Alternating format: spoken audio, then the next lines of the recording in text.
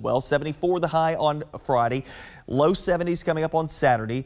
Not a bad weekend, I'll be honest with you, especially on the front side of the weekend. Sunday, though, that's when the cooler air begins to move into the area, and look at Monday, a high near 50 degrees. But that morning, okay, that morning, when you get going, it'll be even colder than this Monday morning, okay? Lower 30s, so widespread freeze likely across West Tennessee, North Mississippi. And we'll have frost across much of West Tennessee, Northwest Mississippi, Eastern Arkansas as we head into early Monday morning. This is not the coldest part of the forecast. It is just beyond this part of the forecast, because Monday night into Tuesday is likely when we'll drop down into the 20s in some parts of the area. So again, a widespread frost early Monday morning, a widespread freeze likely Monday into Tuesday. And you're probably thinking to yourself, okay, where are the frost and freeze warnings? Again, I mentioned this yesterday. The National Weather Service will not issue a freeze or frost warning if it's within the bounds of when we would normally see a frost or a freeze. So we are within those bounds. That effectively begins October 31st here in Memphis, where we will have, the typical first frost and first freeze.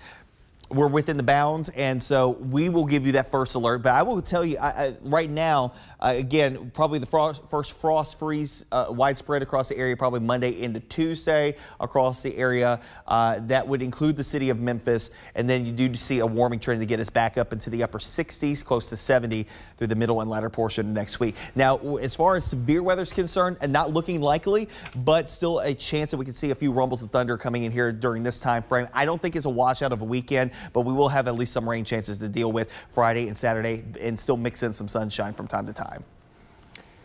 I'm curious, Patrick, by the way, appreciate the 10-day forecast in-depth look there. But I'm curious, like, how those temperatures go down the first part of next week, and then you have Thursday there, almost 70 degrees. Is that typical? You can have these big swings this time of the year. I mean, this is a deep trough coming out of Canada that's going to carve out the colder air for a couple of days. It's more progressive. It's going to move along. So it carves out the colder air mass for really Sunday, Monday, Tuesday, but we start to claw our way out of it, because with every trough, there's got to be a ridge on the other side of it. So that ridge is going to help to bolster our temperatures back up. Now, understand, our average high next week is about 66 degrees. So we'll kind of be in that general average through mid next week, but we have to get past the big chill that will eventually come in our direction by the time we head towards the end of the weekend and start of next week. All right, meteorologist Patrick Ellis starting us off on a Tuesday. Patrick, thank you. No problem. Another shot of our high five camera in Midtown Memphis, 46 degrees, 707. Again, we're expecting temperatures around 70 degrees this morning. We'll continue to watch the forecast throughout the morning here on Action News 5's digital desk. Right now, I want to tell you a little bit about what we got going on this morning here on the Action News 5 digital desk.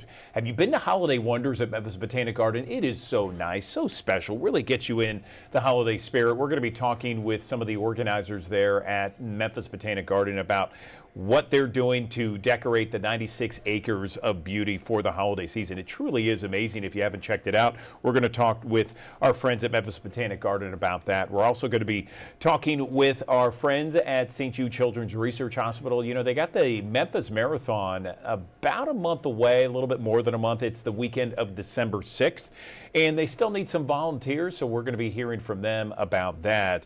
And we're also going to be checking in with some of the folks at the Orpheum, where the Orpheum is scheduled to receive quite the facelift. And so we're going to hear some details about what that's going to be like. And we're going to check in with our friend, Dr. Talisa Franklin, also on the Action News 5 digital desk. But we're going to take a short break here. And when we come back, you're going to be hearing about a concert from Hayes Carl that's coming up in just a few days. That's in 1 minute on Action News 5's digital desk.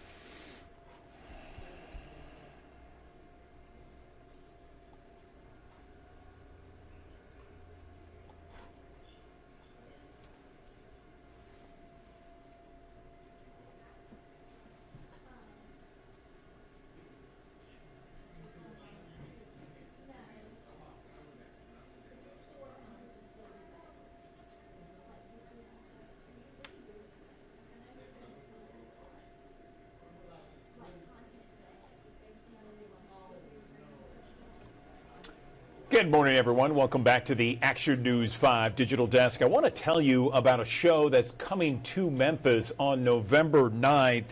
It is Hayes Carl, and he's going to be performing at the 1884 Lounge. And it is an opportunity to see him at a very momentous time in his career. He is characterized and described by so many as a plain-spoken, poetic, humorous blend of country, folk, and American styles. His songwriting often reflects personal experiences, social commentary, and makes it very relatable and engaging for listeners. Joining me on the Action News 5 Digital Desk, Hayes Carl, right now on the Digital Desk. So, Hayes, good morning to you. Tell our viewers a little bit about yourself. Good morning. Good morning to you. Well, I'm from Houston, Texas originally, and lived here in Nashville, Tennessee for the last 7 years or so, and been writing songs and playing guitar and singing for about 25 years now as my living. Not a bad way to make a living, I must say. Did I describe your genre and who you are properly on stage? How would you describe your concerts to our audience? Yeah, I think that's pretty close description. I got into music and to songwriting because I felt like the people that I really loved and admired, the Bob Dylan, Willie Nelson, Chris Christopherson, John Prine, that those people were able to articulate feelings that I didn't have the words or ability to articulate, and they helped give me an identity and helped ease my pain and bring me joy. And I just always thought that I couldn't think of any cooler job, and so I was really drawn to it from a really young age, and so that's kind of how I approach it. Is I try and sort out my own stuff, and it's a mix of having fun and looking at life, and sometimes digging deep, and sometimes just being the soundtrack for life's moments. It's a wide range. And I understand that you've gotten quite some notoriety recently. CBS Sunday Morning did a piece on you, and tell me about this recent success, and perhaps what do you credit that? I think I credit it to sticking around long enough and hopefully being consistent. This is my 10th record I just put out. It's called We're Only Human, and it's just about the human experience. We all go on this journey, and there's not necessarily a guidebook for a lot of parts of it, and we're all going to struggle at some point. So it's just trying to find a little peace and grace for myself and for others, and I think we can all relate to that in some way. But I also think you just stick around long enough, and every once in a while they'll put you on a TV show. Yeah, I know. Believe me, no question about it. So, have you been to Memphis in the past? If so, where have you been? If not, where do you want to go? Oh yeah, I've been there. Been there many times. I've played the Levitt Shell 4 or 5 times. I've done a lot of club shows. Played some theaters there, so been in a lot of different capacities, either on my own shows or city events, or opening for people like Robert O'Keefe. And my first time there, I went to college in Conway, Arkansas, not far down the road. It's a Hendrix College, and I remember our orientation was in Memphis, and so I was 18 and getting my first taste of what that was all about. It's a good memory. Yeah, absolutely. Fantastic. Okay, so you are performing in Memphis November 9th once again at the 1884 Lounge. What can the fans expect? Well, I'm going to have my band with me. We got a 6-piece band called the Gulf Coast Orchestra. I started out down on the Gulf Coast of Texas, and I believe Joe B. Riccio is going to open the show, and then we'll just have a big band show. It's going to be I don't know, it's a honky tonk, country, rock and roll, singer songwriter, folk. I try to get a little bit of everything in there, just the music that I love and telling the stories that I like to tell. That sounds fantastic, and you know that's music to many people's ears just hearing that, and being at those Levitt Shell, now Overton Park Shell concerts. Those are that's an incredible venue to check out some shows and see up and coming artists for sure. Anything else you'd like to share with our viewers right now? We have thousands that watch us each and every morning. Well, good morning, everybody. And yeah, I hope everybody's doing well. And I look forward to being back in town. There's nothing like um, for me, the experience of coming to a show, either as a performer or as a fan, and just being able to share that have that communal experience and connect with people through song. So I hope to join us. I'm really looking forward to it. All right, we are looking forward to you November 9th in Memphis, 1884 Lounge. We appreciate your time. Hayes Carl, congratulations on all your success, and we'll look for you in a not too distant future. Appreciate your time on the Digital Desk. Thank you. Thank you much.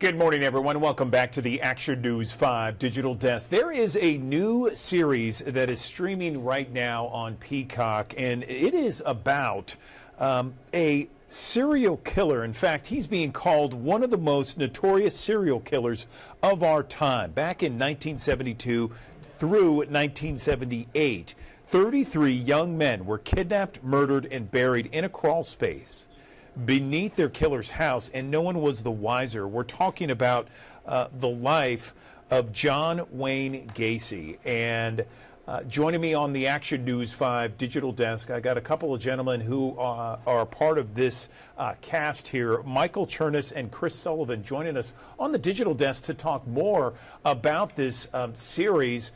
Gentlemen, good morning to you. Tell me first off, when you were approached with this idea and this series, what was some of the first things you thought about when you heard the name John Wayne Gacy? Did you know about him?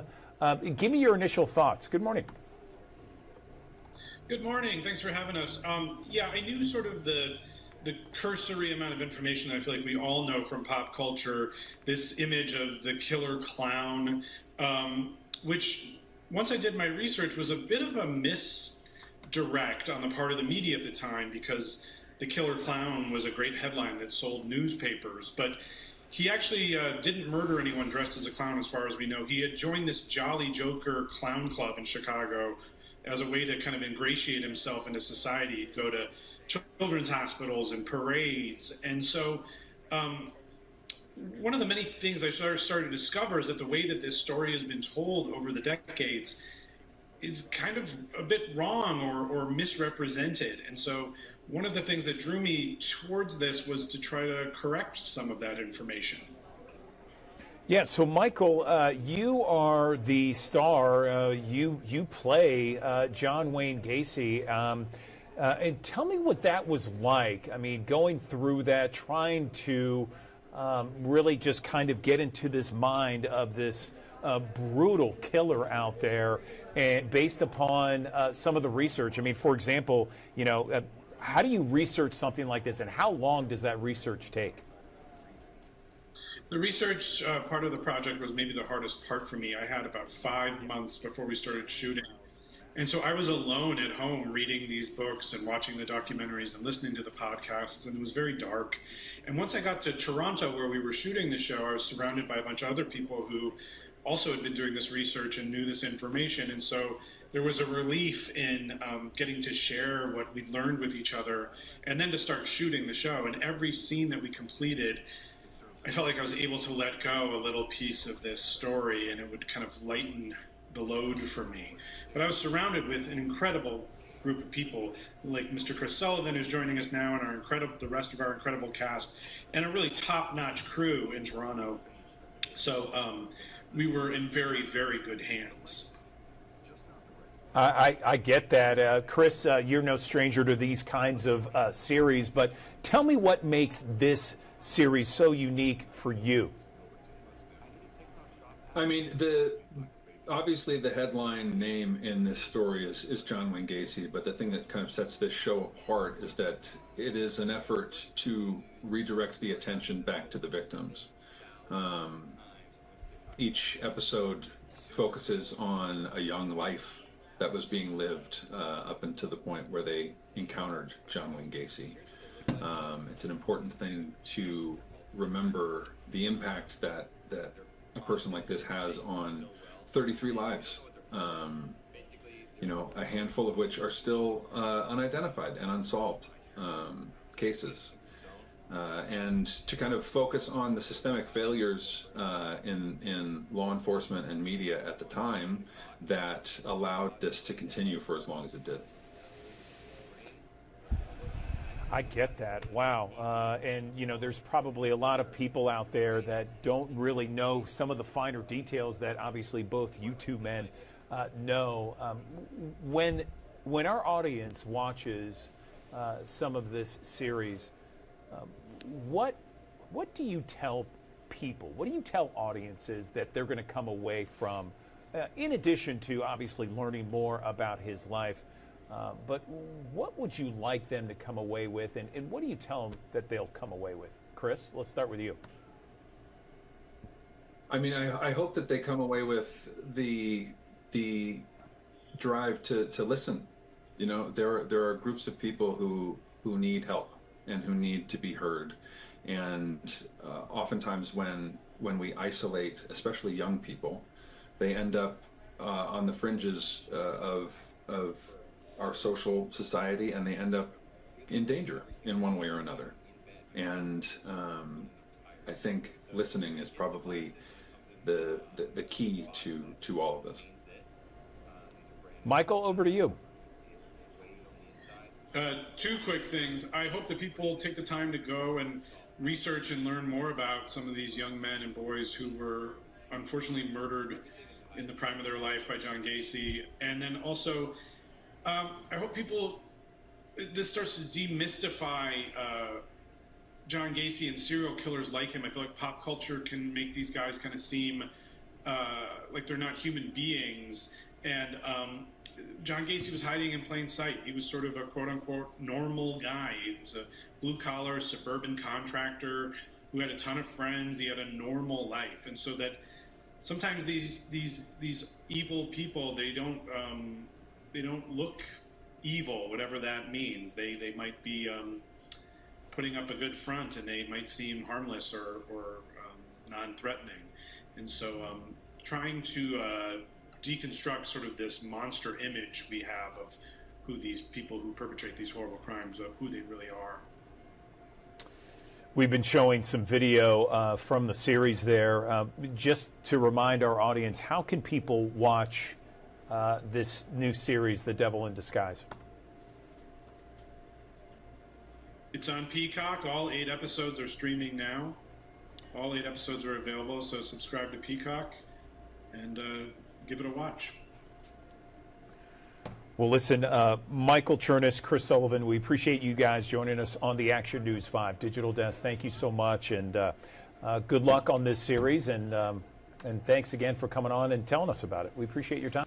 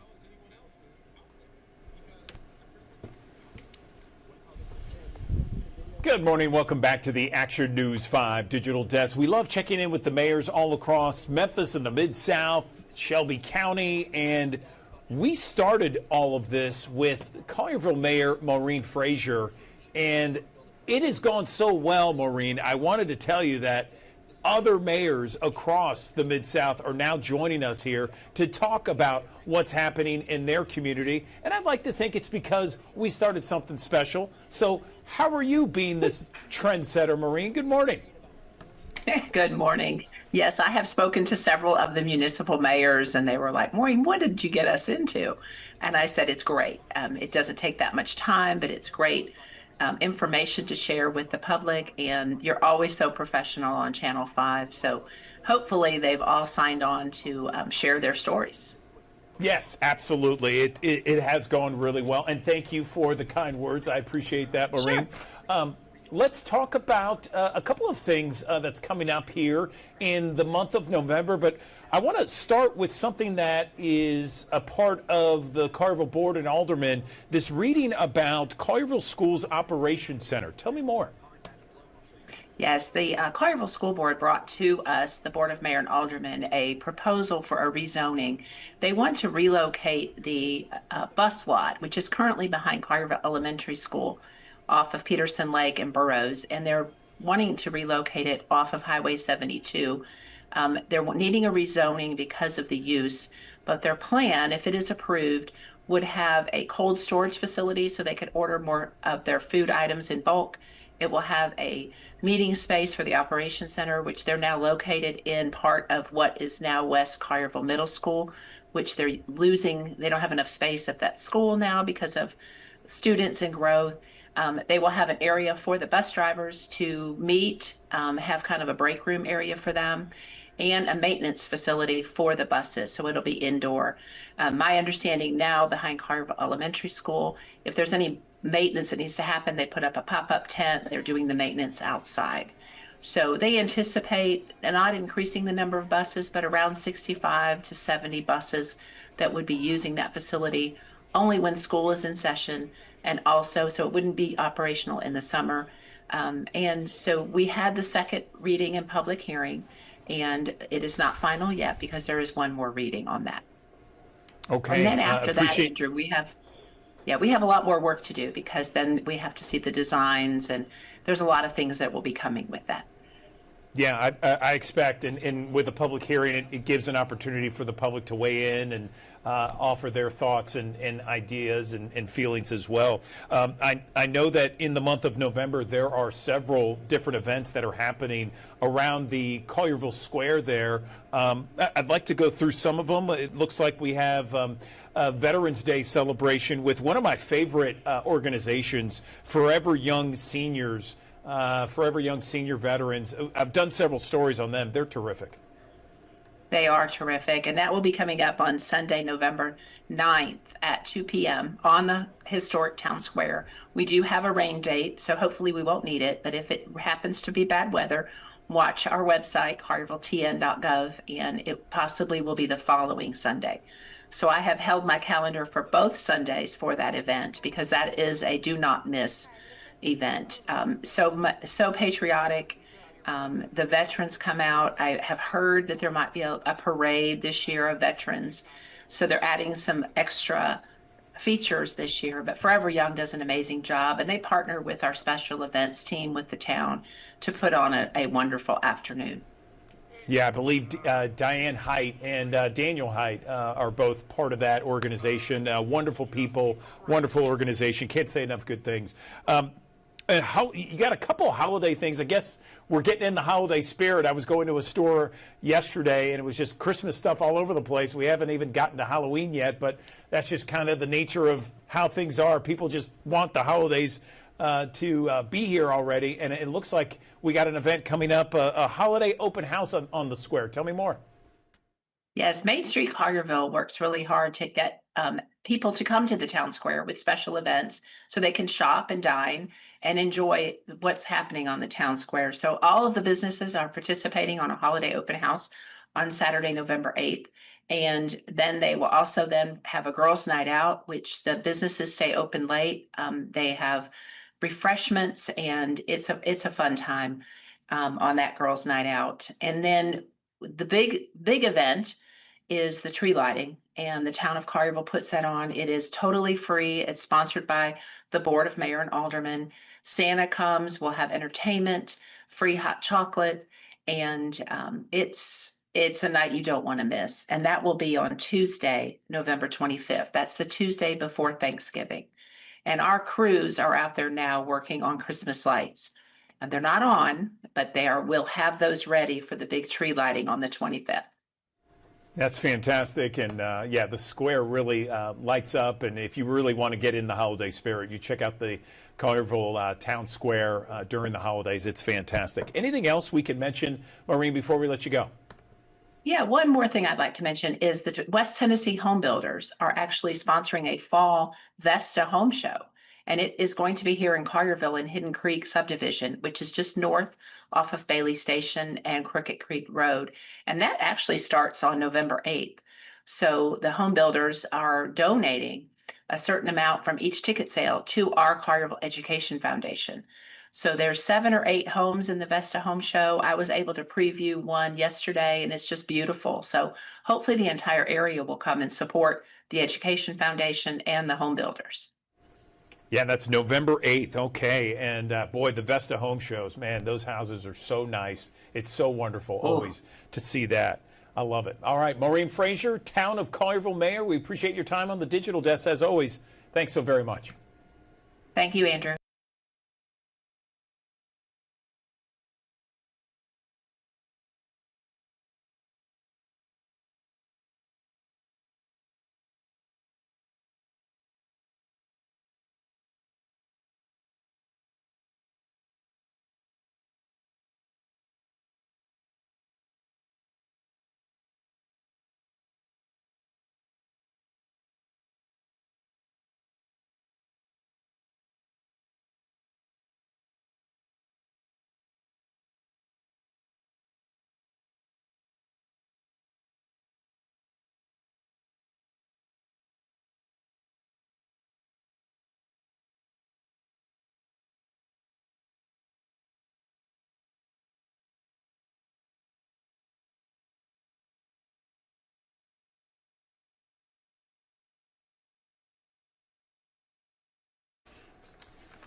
Good morning. Welcome back to the Action News 5 digital desk. My next guest is a prolific actor whose career spans more than 30 years. You've seen him in all kinds of movies, iconic films like Dead Poets Society, Reality Bites, Training Day, and Boyhood.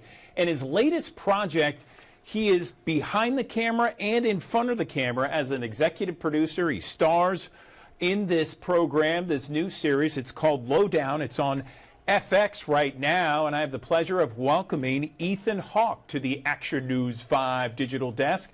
Ethan, it's great to meet you. You've been a part of several iconic movies and projects. Tell me what Lowdown, how that came about, and why it is so appealing to you. Good morning. Good morning to you. Thanks for having me on your show. Yeah, the Lowdown started. I was a big fan of Reservation Dogs, a show by Sterling Harjo. It was set in Tulsa. I did a cameo in that show, and I kind of fell in love with that whole community and Sterling and the way he works. And he had this idea of let's make a noir in Tulsa about a truth historian, a Tulsa truth historian, a kind of citizen journalist, ne'er-do-well loser who owns a bookshop who can't help but try to tell the truth and change the world, and gets beaten up while he does so. So I don't know. I just fell in love with the whole project, and we're gearing up to release the 8th episode, and I'm excited for people to see it. Hey, that sounds awesome. I've seen a little bit of it, Ethan, and I certainly relate to it, being a journalist and being that truth seeker. He certainly is one as well, but he's very humorous, and there's some things that are very relatable. Who else would you find maybe could relate to this person? Who's giving you the most feedback in this series, Ethan? Wow, it's funny. it's as embarrassing as this to say. I think my mother always gives me the most feedback. She's always everything I do. She has got an opinion. This is lousy. This one's good. This one, but she's fallen in love with Lee, and so that makes me feel like I must have done something all right. Fantastic. Well, tell me where people can see this, how they can watch it, what time, that sort of thing. All right, so it's shows on FX where you can stream it on Hulu. It's called The Lowdown. It stars Kyle MacLachlan, me, Peter Dinklage, Gene Triplehorn, Tim Blake Nelson, Keith David, a lot of great people. It's a comedy about truth in America. I love it. I love it. And I got to ask you about a couple other movies, specific ones, personal favorites of mine. Let me talk about Dead Poets Society for a minute. Based on a true story, you starred there with the late, great Robin Williams. Did you ever think, filming this, that it would reach this iconic status? You know, I cannot imagine that I would have ever thought in 1989, when we were shooting this, that in 2025 I'd be on television being asked questions about it. And, you know, I walk around on the street and I'll meet young people that have Carpe Diem tattooed on their arm. And it's an incredible experience to make something that really penetrates not just its audience in its time, but like keeps speaking to people. You know, when you're 19, you don't, I guess I was 18, you have no idea what things are going to mean anything. You know, everything that I was experiencing back then was so new. I guess I thought that's what making a movie was like. I didn't know what a special experience it was. Yeah. I mean, "Oh, Captain, my Captain." I still quote that, and of course, I showed my kids that movie too when they were little.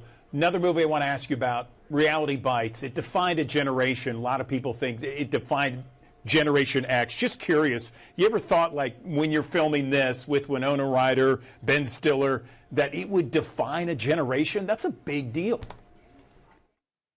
Yeah, I remember we were at the wrap party and somebody at the table was saying, "I think this movie is going to be a defining movie, what The Graduate was to its time." And I literally thought they were nuts.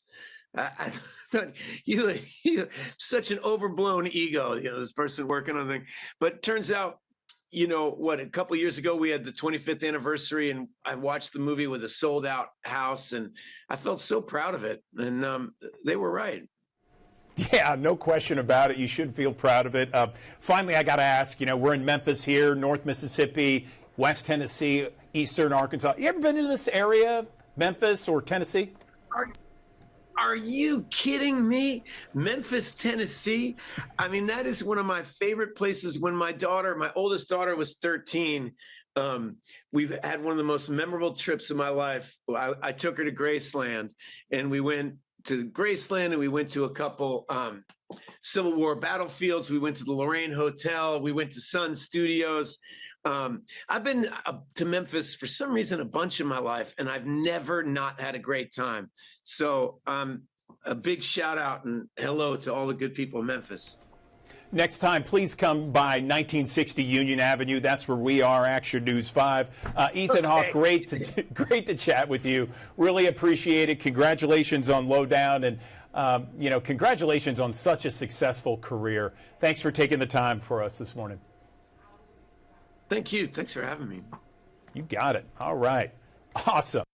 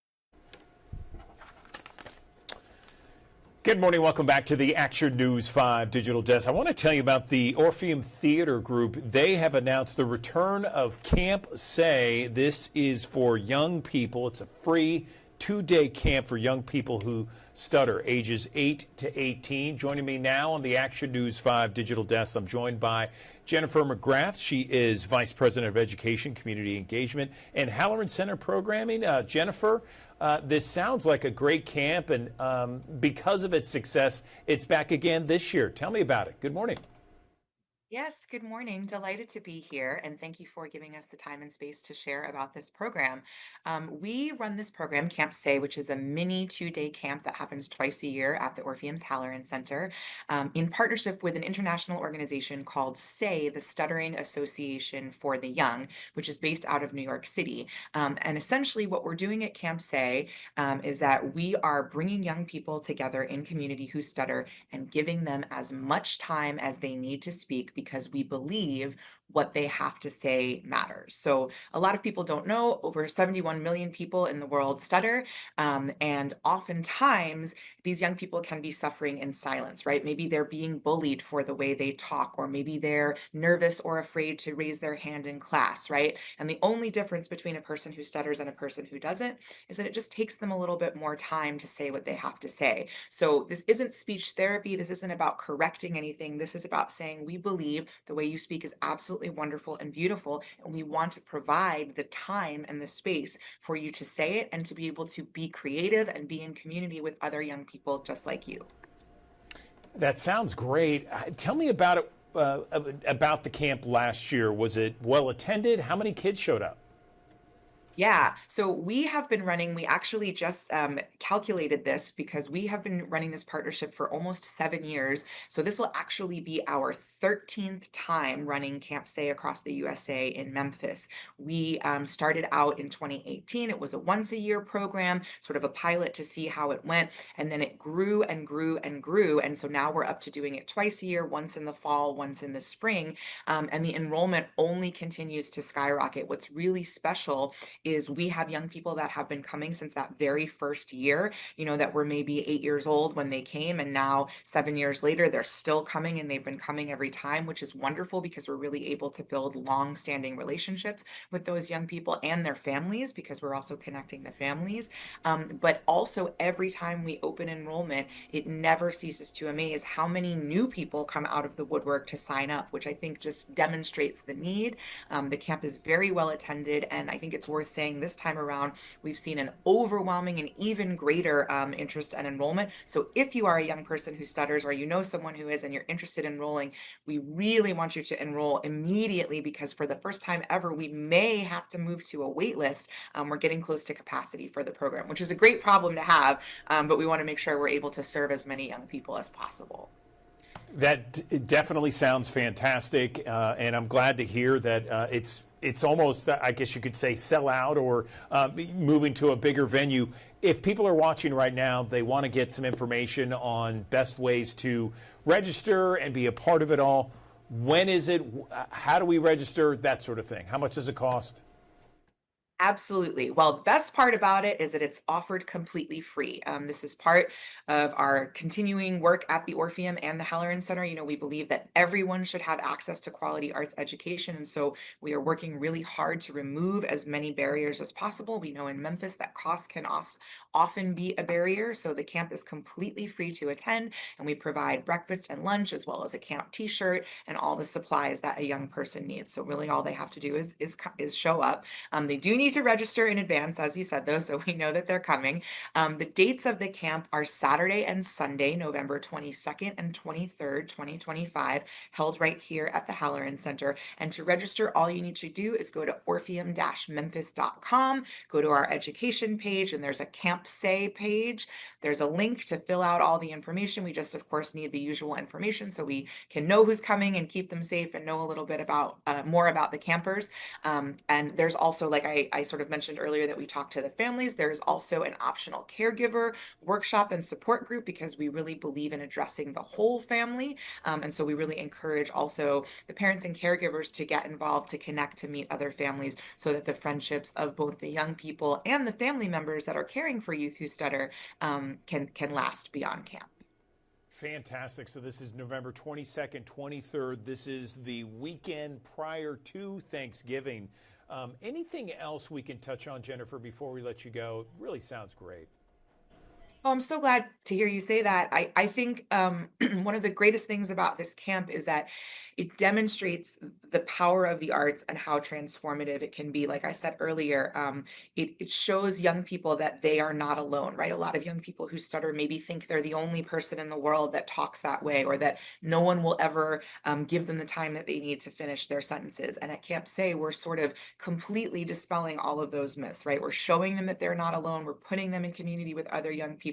We are validating and affirming and letting them know we want them to have all the time that they need to speak. And when you do that, when you give the simple gift of time and space and creative materials, and you allow people to express themselves, the things that we see and learn and create together, they build empathy. They help us become better communicators, better critical thinkers, collaborators. And honestly, most importantly, we just get to have a lot of fun. These are young people, and we want them to have some joy in their lives, and Camp Say certainly allows them to do that. Fantastic. Jennifer McGrath, we really appreciate your time, and congratulations on another year of this great camp, Camp Say, that is going to be November 22nd, 23rd, a free camp for young folks who stutter. Appreciate your time on the digital.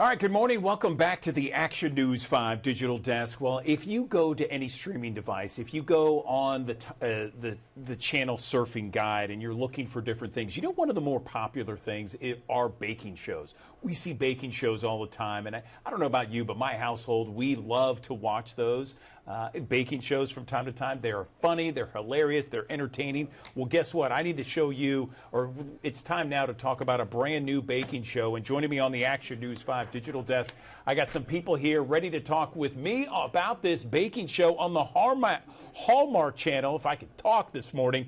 Tamara Housley, Judge Vaughn Vreeland. And Anna, is that you too? She is joining us once again on the Action News 5 Digital Desk. Everybody, good morning. Tell me about this Baked with Love holiday Hallmark baking show. Good morning.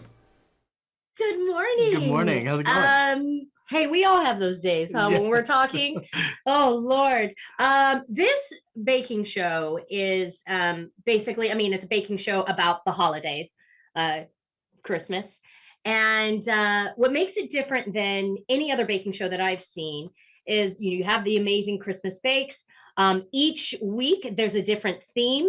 You have Deck the Halls, Home for the Deck the Halls, Night Before Night Before Christmas, Winter Wonderland, 12 days. 12 days. But what makes it so special and warm and just filled with so much heart and love is the fact that a lot of these recipes are family recipes, and they've been passed down from generation to generation. So that's, I feel, where the heart really lies in this show, is when these contestants are explaining why these bakes mean so much to them. They tell us a lot about their family stories, and we get to taste them, and they are so lovely.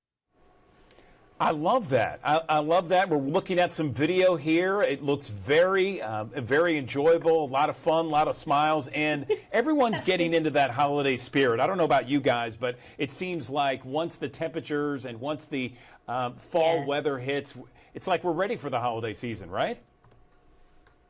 100%. Oh, yeah. And to me, this is like, I watch baking competition shows to get in the spirit too, and to like get the wheels turning about what am I going to make this season. And there were definitely some bakes and Baked with Love that I was like, okay, well, I need to recreate that for my family table. Fantastic. Okay, so what else can people expect? Because I know it's premiering on October 27th, which is right around the corner, less than a week away, this Monday. What can people expect that makes it a little bit different than other baking shows out there, especially, other than the holidays, right? Yeah, I think it's such a gorgeous representation of, each kind of pair's heritage, home kind of bakes that represent what has been passed down to them. So there's beautiful pairs where like their parents and their children, and they learned at their mother's apron strings. And I think what makes it different is that normally it's an individual, or it's maybe two kind of, friends kind of cooking together. These are family members passionately trying to show what Christmas means to them. And it's so heartwarming and it's so gorgeous, but don't let that confuse you. It's also full of like fear and jeopardy and like stress and chaos. But at the end of each cook, we got incredible, beautiful masterpieces. And, I think you see that a home cook can really push it to the next level where it's almost professional. Were there some surprises when you guys were recording this? Something that really kind of you weren't expecting? I mean, there always tends to be those kind of surprises, right? Oh, yeah. I think to me, like the pairs that did really poorly in one challenge during a week would often build themselves back up and be the best pair in the second challenge during the week. And that was always like, sometimes it was very consistently like they did poorly this morning and then this afternoon they did amazing. Right. And that to me was really shocking because you could just tell that they were so in their own heads about what they were making when they weren't as familiar with the recipe. And then in the kind of like showstopper signature bake, they were so proud of what it was because it was a family recipe and they were familiar with it, that they, once they actually like stopped trying to be perfect and made it with love, that was when it actually became the best possible bake that they could do. I would also say, being at Hallmark for about 7 years, if you're an avid Hallmark watcher, there's going to be something that pulls at your heartstrings. And this baking show definitely does that. There are times, all three of us have cried and we didn't expect it. It's when you hear the history of these family recipes, it hits you in a certain, way like no other. You literally feel like you've been transported into these pairs, home kitchen. And it just gives you all the feels. That sounds fantastic. It premieres Monday, October 27th, the series on the Hallmark Channel. Really appreciate your time on the Digital Desk. Thank you so much, and good luck with the season.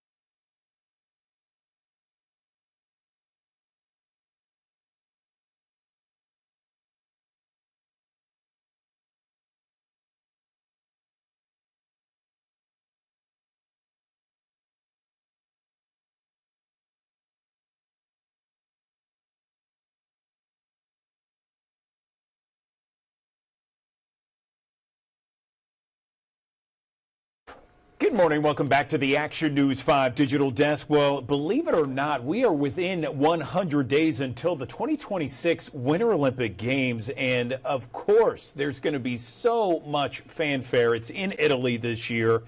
And there is an elite group of athletes. And of course, that includes some soldiers from the U.S. Army who are serving their country in more ways than one, specifically Staff Sergeant Deidre Irwin. She is preparing for her second Olympic appearance in the biathlon after a 7th place finish in 2022's Winter Olympic Games in Beijing. And she hopes to bring the first medal in the sport to the U.S.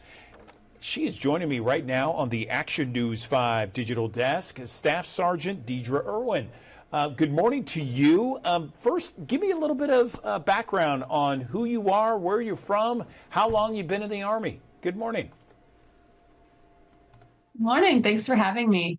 So I'm originally from Green Bay, Wisconsin area. I started skiing when I was 16 years old. And I started biathlon when I was about 25 years old, right before I joined the military. And so biathlon is a combination of Nordic skiing and precision rifle marksmanship. It's super unique winter sport that not a lot of people know about, but it's a really incredible, diverse sport where you have to have the endurance of Nordic skiing and then the precision of rifle marksmanship. And so I joined the military in 2019. And I've been, competing for the U.S. Army World Class Athlete Program for this last Olympic cycle. And we're really excited to try and get the first Olympic medal for the U.S. biathlon.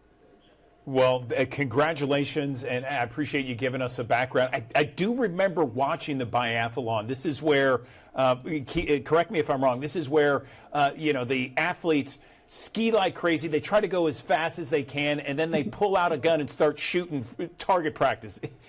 I know that's a rough description, but is that what we're talking about here? Yeah, it's a rough description, but it's totally accurate. We're skiing our hearts out there, and then we have to get on the range, and we have to completely switch mentalities to all of a sudden become a calm, cool, and focused precision shooter. It's not really two sports you would think that would go together, but it's incredibly unique, and it's exciting because of that, because you never know who's going to hit all their targets or who's going to ski the fastest. And every day there can be a completely different athlete on the podium. I love that. All right. Well, how does someone get into the idea of saying, you know what, I'm going to train for the U.S. Olympics? Oh, yeah? What are you going to train for? I'm going to train for a biathlon. Like, how did you come to that conclusion? Yeah, so I grew up Nordic skiing, and in college I Nordic skied. And when I was thinking about retiring from it, I had a friend reach out to me and tell me about the sport of biathlon. And I didn't grow up, hunting or shooting or anything like that. So when I first got behind that rifle, it was the coolest thing I'd ever experienced. And then, like you said, adding that uniqueness of skiing as fast as you can and then trying to get on the mat and stop and shoot. It was addicting every single time I was able to hit a target. And so I think it's one of those things where for me, it kind of just fell into my lap and ended up becoming, just part of my path to, the Olympics that I didn't really know I was going to, pursue when I was younger, growing up wanting to be an Olympian. Fantastic. Wait, did you say the coolest thing and you're talking about the Winter Olympics? Just kidding. I'll let that go, Deidre. Okay, yes. Cool. Great puns. Great puns. Yeah. So tell me about how the U.S. Army has really supported your journey here with the Olympics. Yeah, so being able to be a full-time soldier in the U.S. Army, specifically with the U.S. Army World Class Athlete Program, it's been incredible. They've been able to take a lot of those stressors that you normally have as a professional athlete, especially as an Olympian. A lot of us, are in such unique sports that we're not able to get all the cool sponsor deals and everything like that to make it a full career.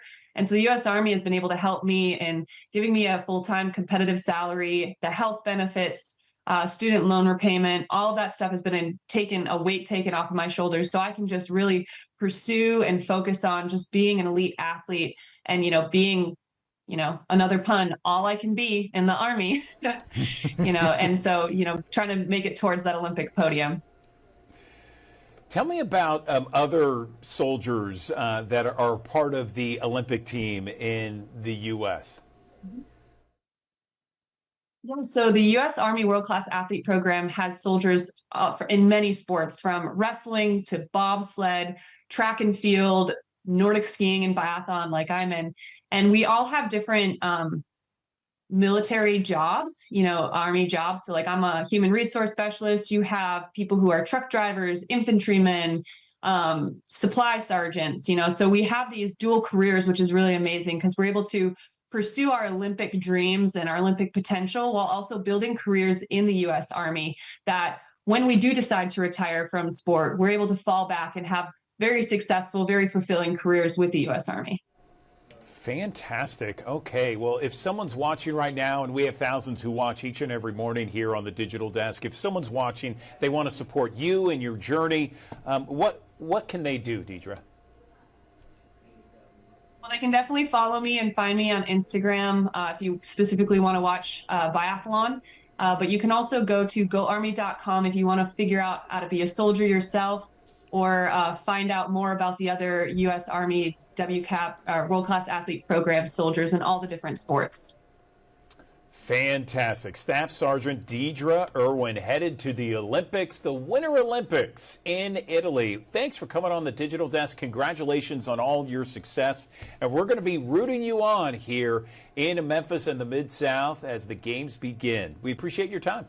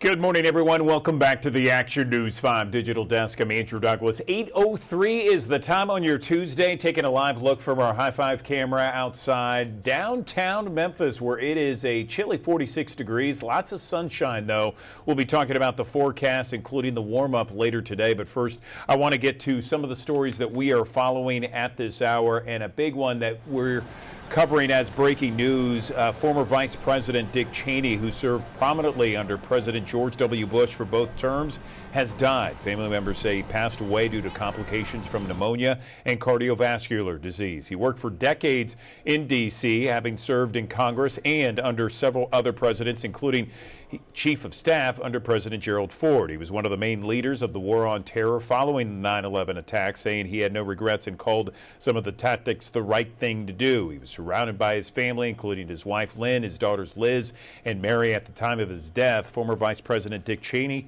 was 84 years old. The Trump administration is agreeing to partially fund SNAP benefits this month as the government shutdown continues. Tens of thousands of Mid-Southerners lost benefits over the weekend. The U.S. Department of Agriculture will disperse money for the program. The USDA says it'll give $4.6 billion from its contingency fund. That would cover 50% for eligible families this month. The department says it needs at least $4 billion to provide full SNAP benefits. Action News 5 is keeping up with food giveaways all across the Mid-South. This week, we're updating our list as more food pantries pop up. You can go to our website, again, actionnews5.com, or look in the Action News 5 news app. In other news this morning that we are following, a second inmate has died at the Shelby County Jail in less than a week. Shelby County deputies say Antonio First was found unresponsive in his cell at 201 Poplar Saturday night. The TBI says based on the preliminary autopsy, they don't suspect foul play. Last Wednesday, Dalton Goddard was found unresponsive in his cell. People visiting their loved ones at the jail shared how 201 Poplar has faced a number of complaints regarding the conditions and overcrowding. There's been at least 8 inmate deaths we've reported so far this year. We've reached out to the sheriff, Floyd Bonner, about the recent deaths. We have not heard a response as of yet. Memphis Safe Task Force says it has made more than 1,800 arrests since they arrived back on September 29th. More than 800 of those were active warrants, about 200 for drugs, more than 300 administration, which means immigration. The task force says 88 missing children have also been found. He was denied by a court last month for a temporary restraining order, and Shelby County Mayor Lee Harris and some lawmakers are trying once again to remove the National Guard from Memphis and stop the Memphis Safe Task Force. The lawsuit claims Tennessee Governor Bill Lee's deployment of the National Guard violates state law and the Tennessee Constitution. Attorneys defending the governor argued that the governor was acting within his legal authority to deploy the National Guard. New details this morning. An 18-year-old shot by members of the Memphis Safe Task Force charged with attempted murder after robbery turned shooting in Cordova this past Friday. And according to investigators, Marquise Davis robbed employees at the Exotic Smoke Shop off Germantown Parkway. A woman was shot in the process. She's still recovering this morning. Investigators say things escalated between Davis and the Memphis Safe Task Force, leading to the shooting.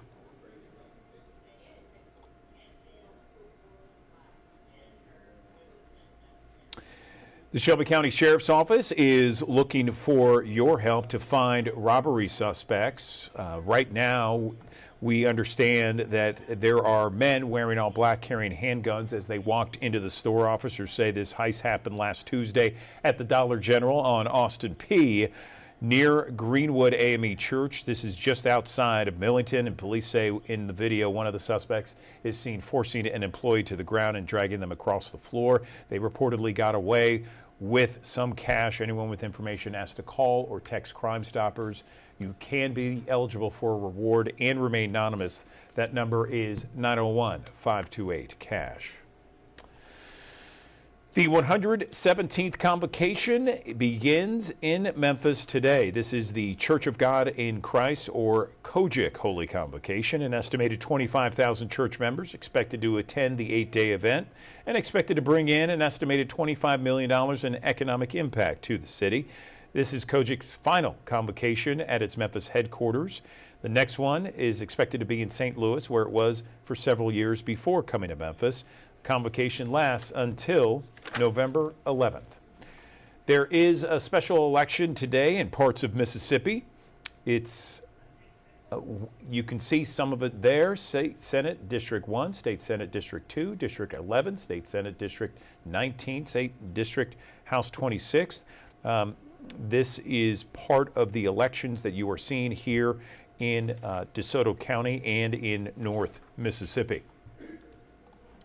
Also this morning, MATA is offering free rides for 90 days starting this month. It begins November 16th as part of MATA's Zero Fare pilot program. The Memphis City Council put additional money towards the transit service so riders can just board and ride. No cars, passes, or payment needed. City of Memphis using the program to study free fares, their impact on ridership, and the mobility goals that could support across the city. Another live look from our High Five camera. Gorgeous out there, 52 degrees at 8:09. Let's get a check of our forecast right now with meteorologist Patrick Ellen. Thanks for joining us here on the Action News 5 digital desk here on a Tuesday morning. A little bit milder than where we started off on your Monday morning, but a upward trend on the highs to the upper 60s and low 70s here today. Beautiful day of weather setting up for us here across the Mid-South. We'll call it mainly sunny, seasonably mild with the south breeze coming in around 5 to 10 miles per hour. Tonight we'll drop off into the 40s and near 50 degrees, mainly clear. A couple patches of fog can't be ruled out, but I think that those chances are going to be overall low here with the winds that will be a little bit stout still moving out of the north, out of the south. First stout fall front moving into the area by the time we head towards the end of this week. That'll bring us a chance for some showers and for portions of east and middle Tennessee. Up along the Cumberland Plateau and through the higher elevation, maybe some first flakes of the season out that way. Now, this time of the year, it's not off of the table in that part of the state to see things like that. But again, for our monthly averages back here in the Mid-South, it's a downward trend from the upper 60s on the first down to the upper 50s for highs by the 30th and upper 30s for lows by that point in time. And of course, we've been dealing with the back and forth on our temperatures over the last couple of days. It's an upward trend here between now and probably through your Friday and Saturday, and then a big drop heads in here by the time we head towards the end of next week. Here's a look at our first alert futurecast. A couple of showers, maybe a few rumbles of thunder possible, making its way across the area before the first front moves through the area. Once the first front moves through, we still have a rebound in temperatures through the low and mid 70s on Saturday. Second front will be the one that really ushers in the colder air across the region. Sunday morning, we're starting off with temperatures upper 40s to near 50. Clouds will roll back in here during the course of the day, and a cold northwest wind will come along with it as well. Temperatures by the afternoon hours in the lower to middle 50s, so really won't budge all that much. Beyond that, though, that's when the chill really moves in here. I think our first widespread frost of the season will be on Sunday night into Monday morning, and our first widespread freeze of the season across the Mid-South, including here in the Memphis area, will likely be Monday night into Tuesday morning. Of course, stay up to date with the very latest over the next couple of days on the Action News 5 First Alert Weather app. You can download it in the Google Play Store and the Apple App Store. A high near 70 degrees for today, mid-70s coming up as we head towards your Wednesday, Thursday, Friday. And again, there will be a chance for a couple of showers to come back into the fold as that front swings on through here. First front moves on through, the main front moves on through here on Sunday. And of course, by the time you wake up early Monday morning, we're talking about a high near 50. But we start off even in the city of Memphis at 35. It means that most of the areas east of the city, likely in the lower 30s, will likely be in the 20s to near 30 degrees across many sections of eastern areas of the Action News 5 coverage area Monday night into Tuesday morning, and a rebound in numbers through the 60s through the middle and latter portion of next week.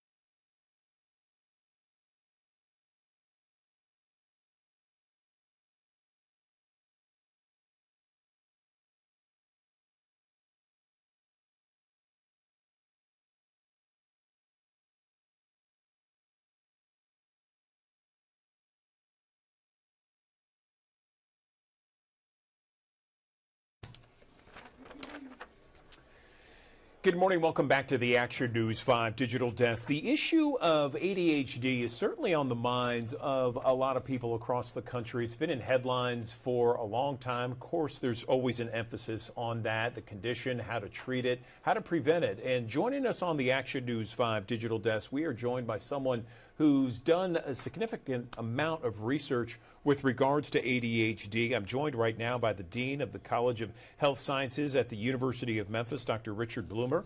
He is joining us now to talk a little bit more, do a deep dive into ADHD. Richard, very nice to meet you. First off, tell me about some of the research that you've done regarding this condition. Good morning. Yeah, good morning, Andrew. Thanks so much for having me today. We do work primarily with nutritional interventions, both whole food nutrition as well as dietary supplementations, or what we might refer to as nutraceuticals.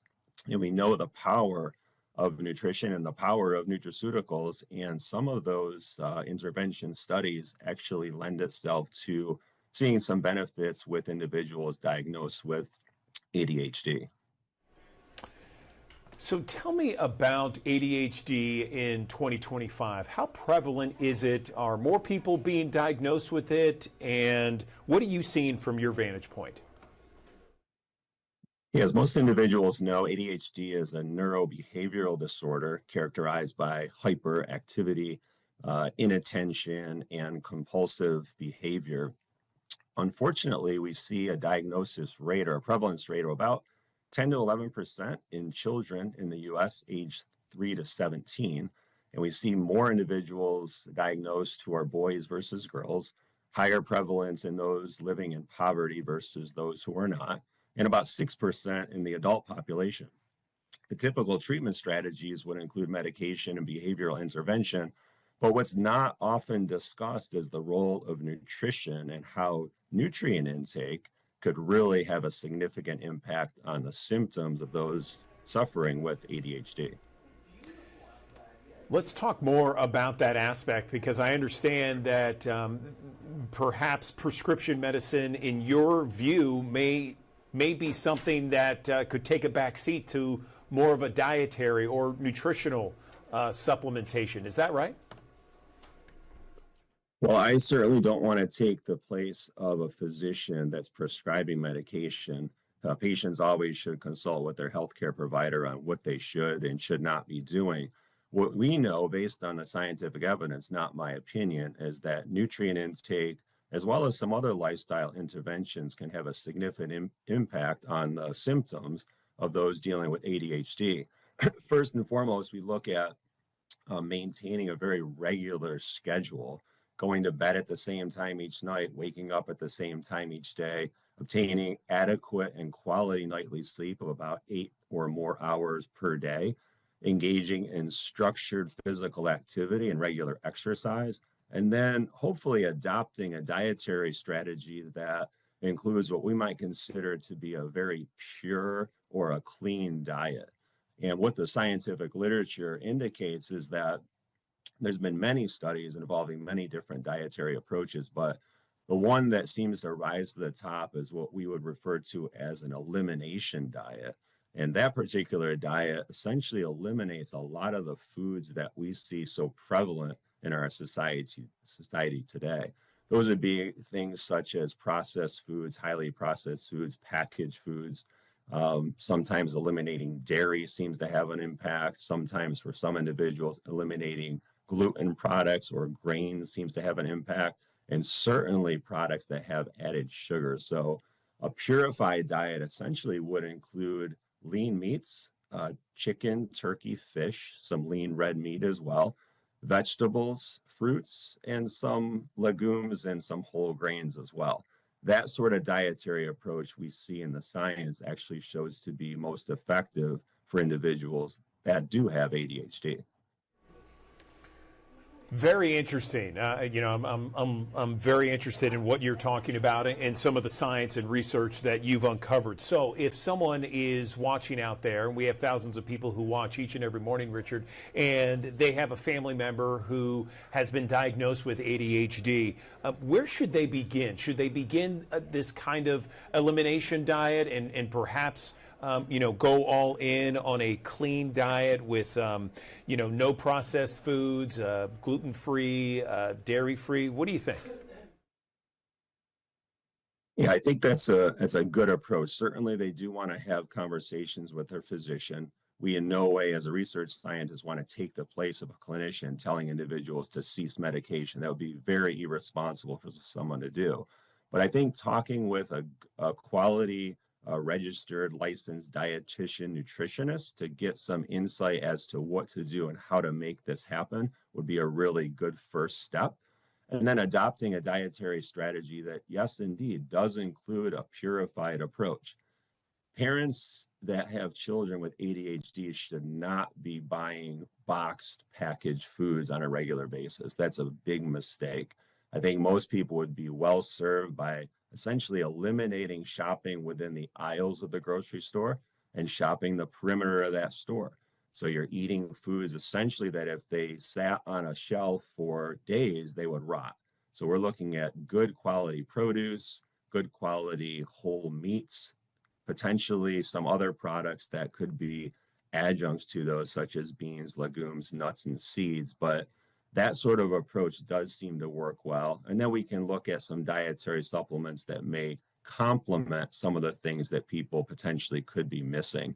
And there are many, including things such as fish oil, vitamin D3, a good multivitamin mineral, zinc, iron, even saffron has been used in combination with some of the medication treatments for ADHD with some effect. So there certainly are lifestyle approaches I think that people should absolutely adopt if they're really looking for the best benefit. I find this all very fascinating, Richard. Thank you so much for this. I have a family member and actually multiple family members that have been diagnosed with ADHD. But you know, this diet that you're talking about, it actually sounds like a diet we should all take in some form or fashion. Very healthy, very clean, something that's not processed, and something that I think would have multiple benefits no matter who you are, whether you're diagnosed or not diagnosed. You're absolutely right. It's the diet that I try to adopt on a very regular basis and have done so for many years. Of course, I like some carbohydrate as well in the form of rice and pasta, but clearly from a metabolic or a cardiometabolic perspective, if our population would adopt a diet similar to what I'm describing here, the healthcare economy would be in much better condition and people would feel and perform much better. So if we can get that message across, Andrew, I think we're doing something really good.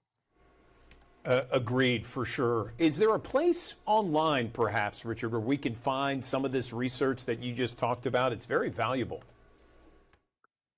There is. I would strongly recommend, rather than people doing Google searches and reading various authors, to go directly to the source data. And that could be found on a website called PubMed, PubMed, PubMed. People can just do a search for that.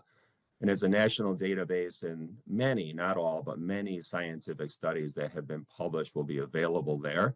Sometimes they could read the full text article. Sometimes they'll just have access to the abstract, but they will at least be able to see, is this valuable for me to consider? And they would simply type in something along the lines of ADHD and elimination diet, or food or few foods diet, or something along those lines. And they'll be able to see the scientific studies that are specific to that topic. Dr. Richard Bloomer, Dean of the College of Health Sciences at the University of Memphis, I really appreciate your conversation and the research for this topic. Thank you so much for coming on the Action News 5 Digital Desk and talking about a very important issue that is so prevalent to so many families out there. We appreciate your time and invite you to come on anytime. Thank you.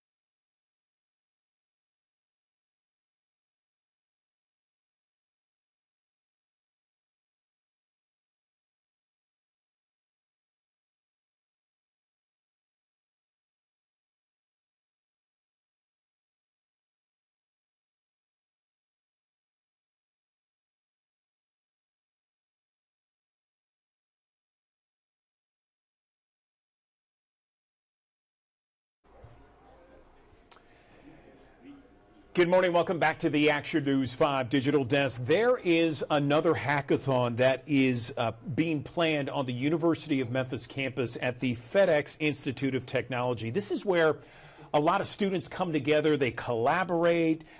They take part in workshops, capstone presentations, networking as well. And I want to learn more about the innovation that comes out of this event and other events. I'm joined now on the Action News 5 Digital Desk by Jessica Lotz. She's with Innovate Memphis to talk more about this event, this hackathon. Jessica, nice to see you again. So tell us about it, because many people that are watching right now may haven't heard about it. Certainly you've talked about it. You've had it in years past. Let's talk about the event that's happening next month. Good morning. Good morning, and thanks again for having me. Yep, we're running it back. I've been joking that the hackathon is backathon, but we are working with the city of Memphis. And the idea behind this event is the city will give us a handful of challenges that they've had a really hard time solving, or they're just looking for fresh blood and new energy around what can we do to solve these smarter than we have in the past.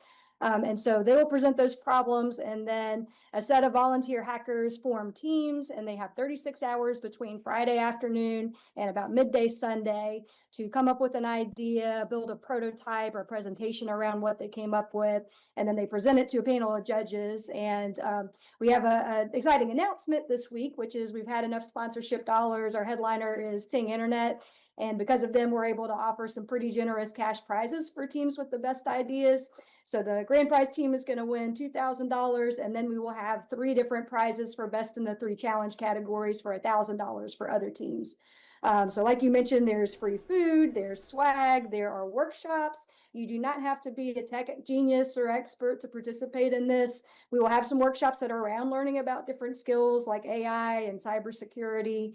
But we need creative people, we need project managers, and as long as you're 18 or older, you can be any age. It's not just for students. Anybody can participate in this.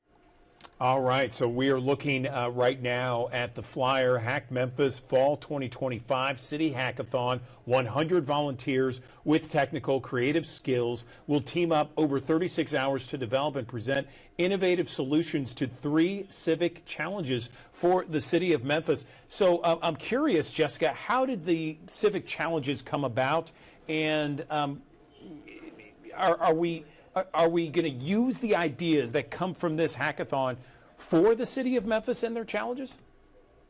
Yeah, I'll start with your second question, actually. So last year, our challenges were around coming up with creative new ways to deal with blight, also coming up with ideas for workforce transportation and how people can work together to make that more accessible. And then the other was just any idea that hackers might have had around smart city and AI technology. So the blight area is really where we've had the most success in taking some of the ideas from the hackathon and bringing them to life with the city. One really good example of that is the city has launched a Blight Zero initiative, and that is where residents, community organizations, small businesses can all volunteer and even get paid in many instances to clean up areas around town that maybe the city just doesn't have enough people and resources to do. So what our hackers did was come up with a task assignment system, where the city staff could say, here are the locations and the types of cleanup activities that we need, like mowing, weedy lots that nobody's taking care of, or picking up tire piles where there's just a lot of trash and debris in unattended areas. So they're able to assign those tasks now, and the volunteers and businesses that are part of Blight Zero can assign those. And then once the city verifies that they've completed the work, they can get paid. So that's just one of the many things that have come out of last year's hackathon. This year, the main topics are going to be blight again, but we're really interested in data analysis and predictive analytics. So how can you take all of the different housing and property condition types of data that we have and help us more easily figure out what the priority areas should be and how the city should allocate its resources.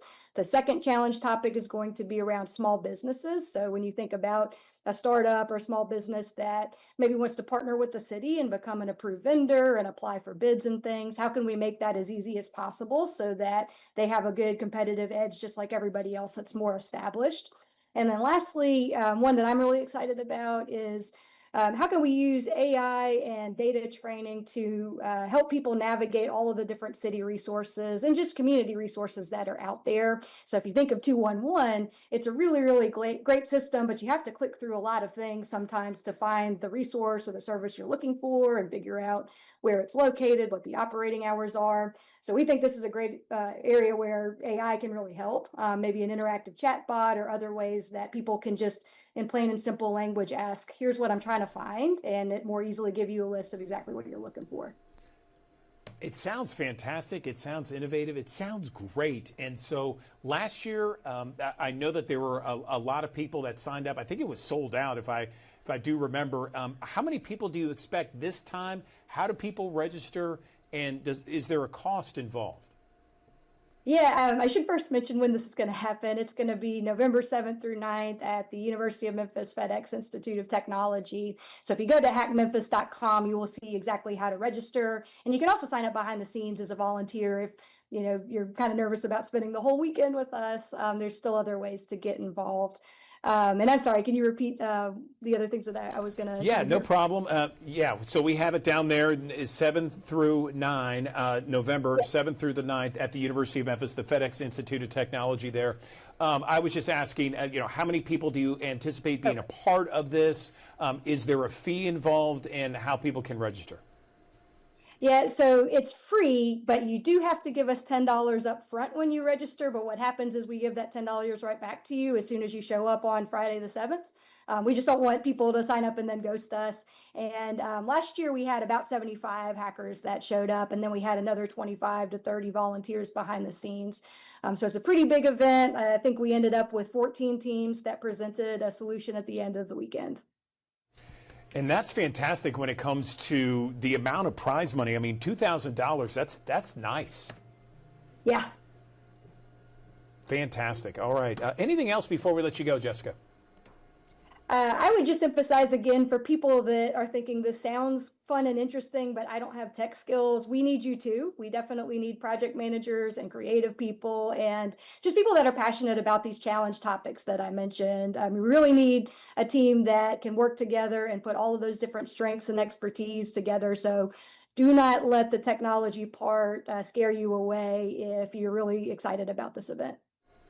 All right, Jessica Lotz there with Innovate Memphis, talking about the Memphis Hackathon, November 7th through the 9th at the University of Memphis campus, the FedEx Institute of Technology. One more time, want to show everybody the flyer that they have set up for you. There it is. All right. So listen, Jessica, we appreciate your time on the digital desk. Thanks so very much, and good luck on the event, November 7th through the 9th. We appreciate your time. Thank you so much. Have a great day.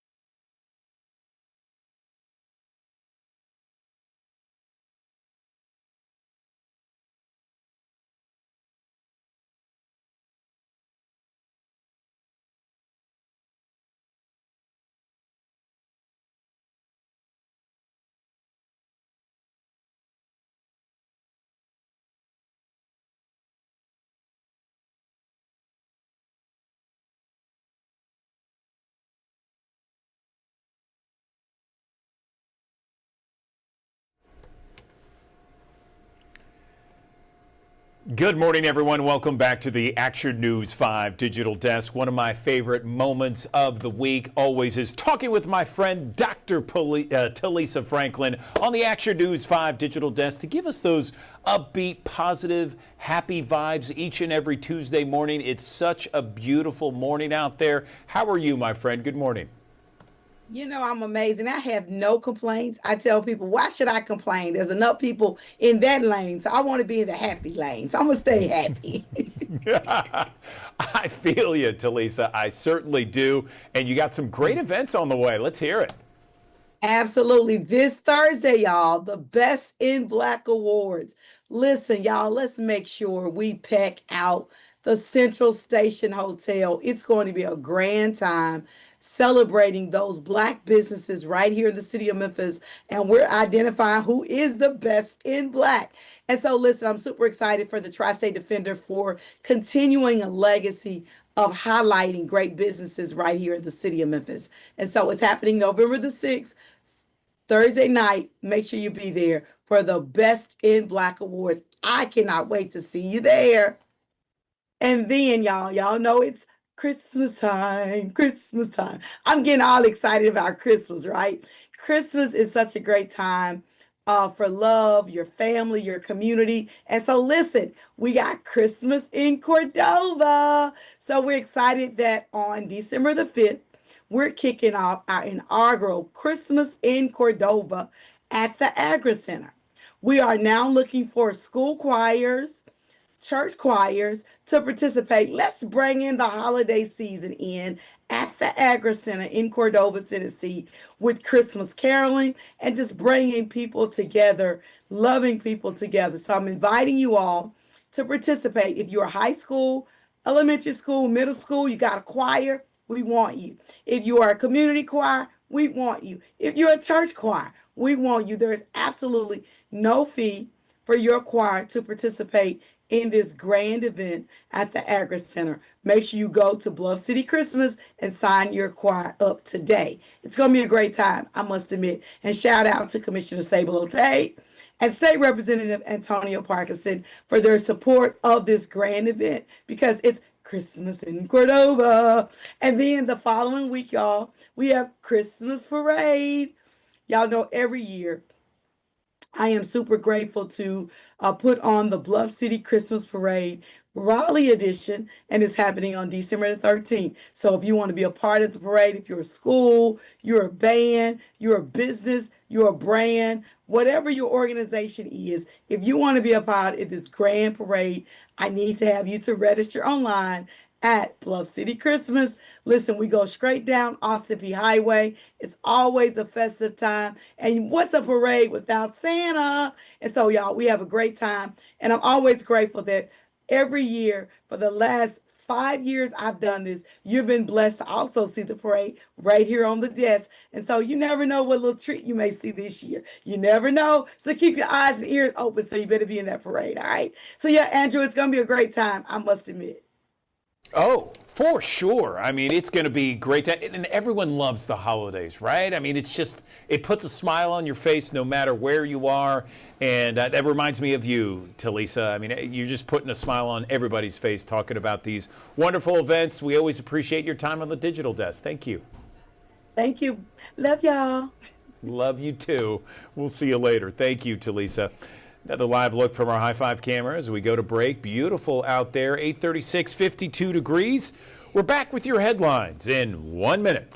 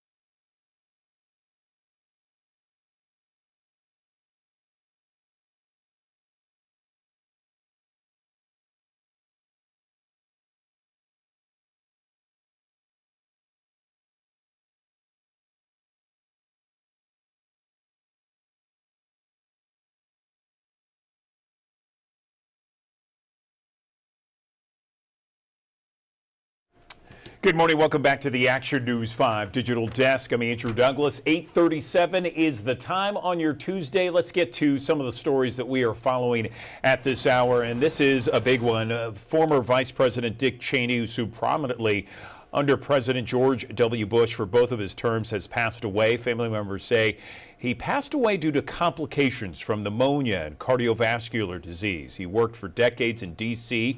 He served in Congress and also served under several presidents, including Chief of Staff under President Gerald Ford. He was one of the main leaders of the War on Terror following the 9/11 attacks. He was surrounded by family, including his wife Lynn, his daughters Liz and Mary. At the time of his death, former Vice President Dick Cheney was 84 years old. The Trump administration has agreed to partially fund SNAP benefits this month as the government shutdown continues. Tens of thousands of Mid-Southerners lost benefits over the weekend. USDA says it'll give $4.6 billion from its contingency fund. That would cover about 50% for eligible families this month.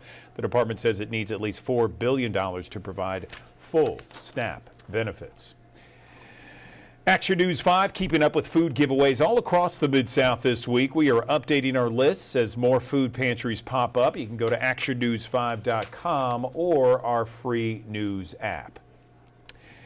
A second inmate has died at the Shelby County Jail in less than a week. Shelby County deputies say Antonio First was found unresponsive in his jail, 201 Poplar, Saturday night. The TBI says based on the preliminary autopsy, they don't suspect foul play. Last week, Dalton Goddard was also found unresponsive in his cell. People visiting their loved ones there shared how 201 Poplar has faced a number of complaints regarding the conditions there. There's been at least 8 inmate deaths we've reported so far this year. We reached out to Sheriff Floyd Bonner about the recent deaths. We're waiting to hear a response from him. Memphis Safe Task Force says it has made more than 1,800 arrests since they arrived September 29th in Memphis. More than 800 are for active warrants, about 200 for drugs, more than 300 administrative, which means immigration. Task Force says 88 missing children have also been found. He was denied by a court last month for a temporary restraining order, and Shelby County Mayor Lee Harris and some other local lawmakers are trying once again to remove the National Guard from Memphis and stop the Memphis Safe Task Force. The lawsuit claims Tennessee Governor Bill Lee's deployment of the National Guard violates state law and the Tennessee Constitution. Attorneys defending the governor argued that the governor was acting within his legal authority to deploy the National Guard. An 18-year-old shot by members of the Memphis Safe Task Force is charged with attempted murder after a robbery turned into a shooting in Cordova this past Friday. According to investigators, Marquise Davis robbed employees at the Exotic Smoke Shop off of Germantown Parkway. A woman was shot in the process. She is recovering still this morning. Investigators say things escalated between Davis and the Memphis Safe Task Force, which led after the shooting by those members. The Shelby County Sheriff's Office needs your help finding robbery suspects. Take a look at this video. You can see men wearing all black carrying handguns as they walk into the store. Officers say the heist happened last Tuesday, Dollar General along Austin P near Greenwood AME Church just outside of Millington. Investigators say the video of one of the suspects was seen forcing an employee to the ground and then dragging him across the floor. Anyone with information is asked to call or text Crime Stoppers. You can remain anonymous and be eligible for a reward. That number is 901-528-CASH. The 117th Church of God in Christ Holy Convocation returns to Memphis today. An estimated 25,000 members are expected to attend an 8-day event, expected to bring in an estimated $25 million in economic impact to Memphis. This is COGIC's final convocation at its Memphis headquarters, as the next one is expected to be in St. Louis. The convocation lasts until November 11th. Number of elections happening in the state of Mississippi today. And it is expected to bring out people to the polls there. North Mississippi state Senate districts 1, 2, 11, 19, and 26 are all open right now at the ballot box. And MATA offering free rides for 90 days starting later this month. It begins November 16th. It's part of MATA's Zero Fare pilot program. So get this, the Memphis City Council put additional money towards the transit service so riders can just board and ride. No cards, no passes, no payment needed. City of Memphis is using this program to study free fares, their impact on ridership, and the mobility goals they could support across the city of Memphis. Let's get an update on the forecast right now with meteorologist Patrick Ellis. Thanks for joining us here on the Action News 5 Digital Desk here on a Tuesday morning. A little bit milder than where we started off on your Monday morning, but a upward trend on the highs in the upper 60s and low 70s here today. Beautiful day of weather setting up for us here across the Mid-South. We'll call it mainly sunny, seasonably mild with the south breeze coming in around 5 to 10 miles per hour. Tonight we'll drop off into the 40s and near 50 degrees, mainly clear. A couple patches of fog can't be ruled out, but I think that those chances are going to be overall low here with the winds that will be a little bit stout still moving out of the north, out of the south. First stout fall front moving into the area by the time we head towards the end of this week. That'll bring us a chance for some showers and for portions of east and middle Tennessee up along the Cumberland Plateau and through the higher elevation, maybe some first flakes of the season out that way. Now, this time of the year, it's not off of the table in that part of the state to see things like that. But again, for our monthly averages back here in the Mid-South, it's a downward trend from the upper 60s on the 1st down to the upper 50s for highs by the 30th and upper 30s for lows by that point in time. And of course, we've been dealing with the back and forth on our temperatures over the last couple of days. It's an upward trend here between now and probably through your Friday and Saturday, and then a big drop heads in here by the time we head towards the end of next week. Here's a look at our first alert futurecast. A couple of showers, maybe a few rumbles of thunder possible, making its way across the area before the first front moves through the area. Once the first front moves through, we still have a rebound in temperatures through the low and mid 70s on Saturday. Second front will be the one that really ushers in the colder air across the region. Sunday morning, we're starting off with temperatures upper 40s to near 50. Clouds will roll back in here during the course of the day, and a cold northwest wind will come along with it as well. Temperatures by the afternoon hours in the lower to middle 50s, so really won't budge all that much. Beyond that, though, that's when the chill really moves in here. I think our first widespread frost of the season will be on Sunday night into Monday morning, and our first widespread freeze of the season across the Mid-South, including here in the Memphis area, will likely be Monday night into Tuesday morning. Of course, stay up to date with the very latest over the next couple of days on the Action News 5 First Alert Weather app. You can download it in the Google Play Store and the Apple App Store. A high near 70 degrees for today, mid-70s coming up as we head towards your Wednesday, Thursday, Friday. And again, there will be a chance for a couple of showers to come back into the fold as that front swings on through here. First front moves on through, the main front moves on through here on Sunday. And of course, by the time you wake up early Monday morning, we're talking about a high near 50. But we start off even in the city of Memphis at 35. It means that most of the areas east of the city, likely in the lower 30s, will likely be in the 20s to near 30 degrees across many sections of eastern areas of the Action News 5 coverage area Monday night into Tuesday morning, and a rebound in numbers through the 60s through the middle and latter portion of next week.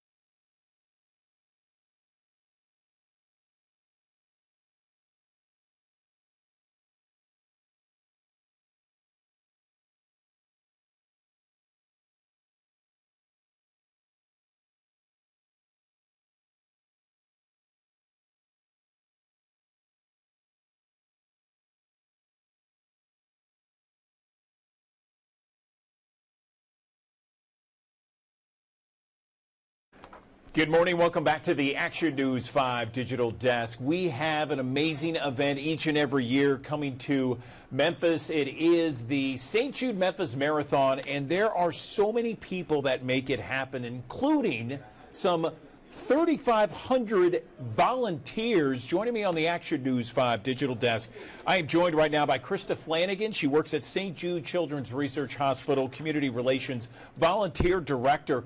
The Memphis Marathon is set for December 6th, Krista, so tell us how preparations are going. Good morning. Good morning. Thanks for having me. Preparations are going really well. December is going to be here before we know it. But you know, this is such a special event. When Danny Thomas envisioned all those years ago that no child should die in the dawn of life, and now here we are with this event, which is St. Jude Memphis Marathon Weekend presented by Jude's Plus. We have 23,000 runners, and like you talked about, 3,500 volunteers, cheer stations, spectators, sponsors, everybody coming together for that vision and making this the largest single-day fundraiser for the kids and families of St. Jude Children's Research Hospital. So it is a very, very special event for us and for the whole community of Memphis. Yes, there's no question about it. It is something that everyone gets excited about, certainly on December 6th of this year. So let's talk about how volunteers can be a part of the process. Once again, how can they sign up? Right. So volunteer registration is currently open. There are more than 90 volunteer positions, if you can believe that start in mid-November in terms of pre-preparation activities. And then we move to the Health and Fitness Expo, where volunteers can help with packet pickup, shirt distribution, all sorts of jobs there. And then you can imagine on race day, everything from the start line all the way on the course to the finish line to the finish festival, handing out food and beverage. And so again, like we talked about, volunteer registration is currently open. It's stjude.org/marathon volunteer. And we welcome individuals, we welcome groups, we welcome business teams of colleagues. The great thing about this event is there is a position for everyone. And so it's a simple registration process, and we would love to have everybody come out and celebrate and do this work with us. You know, every time it comes, and there are just so many people, and I know you see this firsthand, Krista. There's just so many people that just want to be out there, wave, and root everybody on. And that's part of the process too, right? To have volunteers that just root on those runners. You are absolutely correct. So we call that our cheer station program. And so we work with groups of all sizes, from 5 to 6 people who are family members who want to come out, to patient families whose children have been treated by St. Jude, all the way up to businesses and corporations and fraternities and sororities.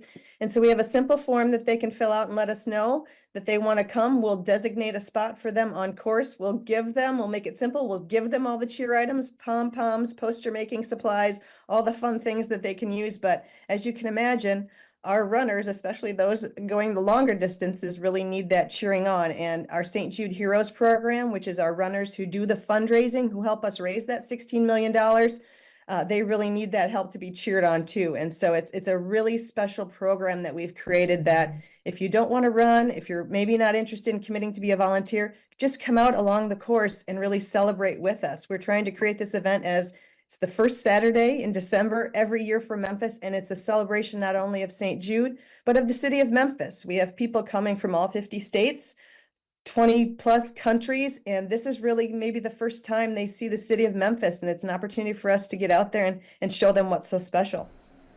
No question about it, and we're so proud to have such a gem like St. Jude Children's Research Hospital in our backyard, being here each and every day, and having the Memphis Marathon, having the St. Jude Dream Home, all these different events. Such a great mission statement, looking and providing cures for so many families out there, for so many young children. Anything else you want to mention before we let you go, Krista? I guess let's mention once again the website where people can sign up.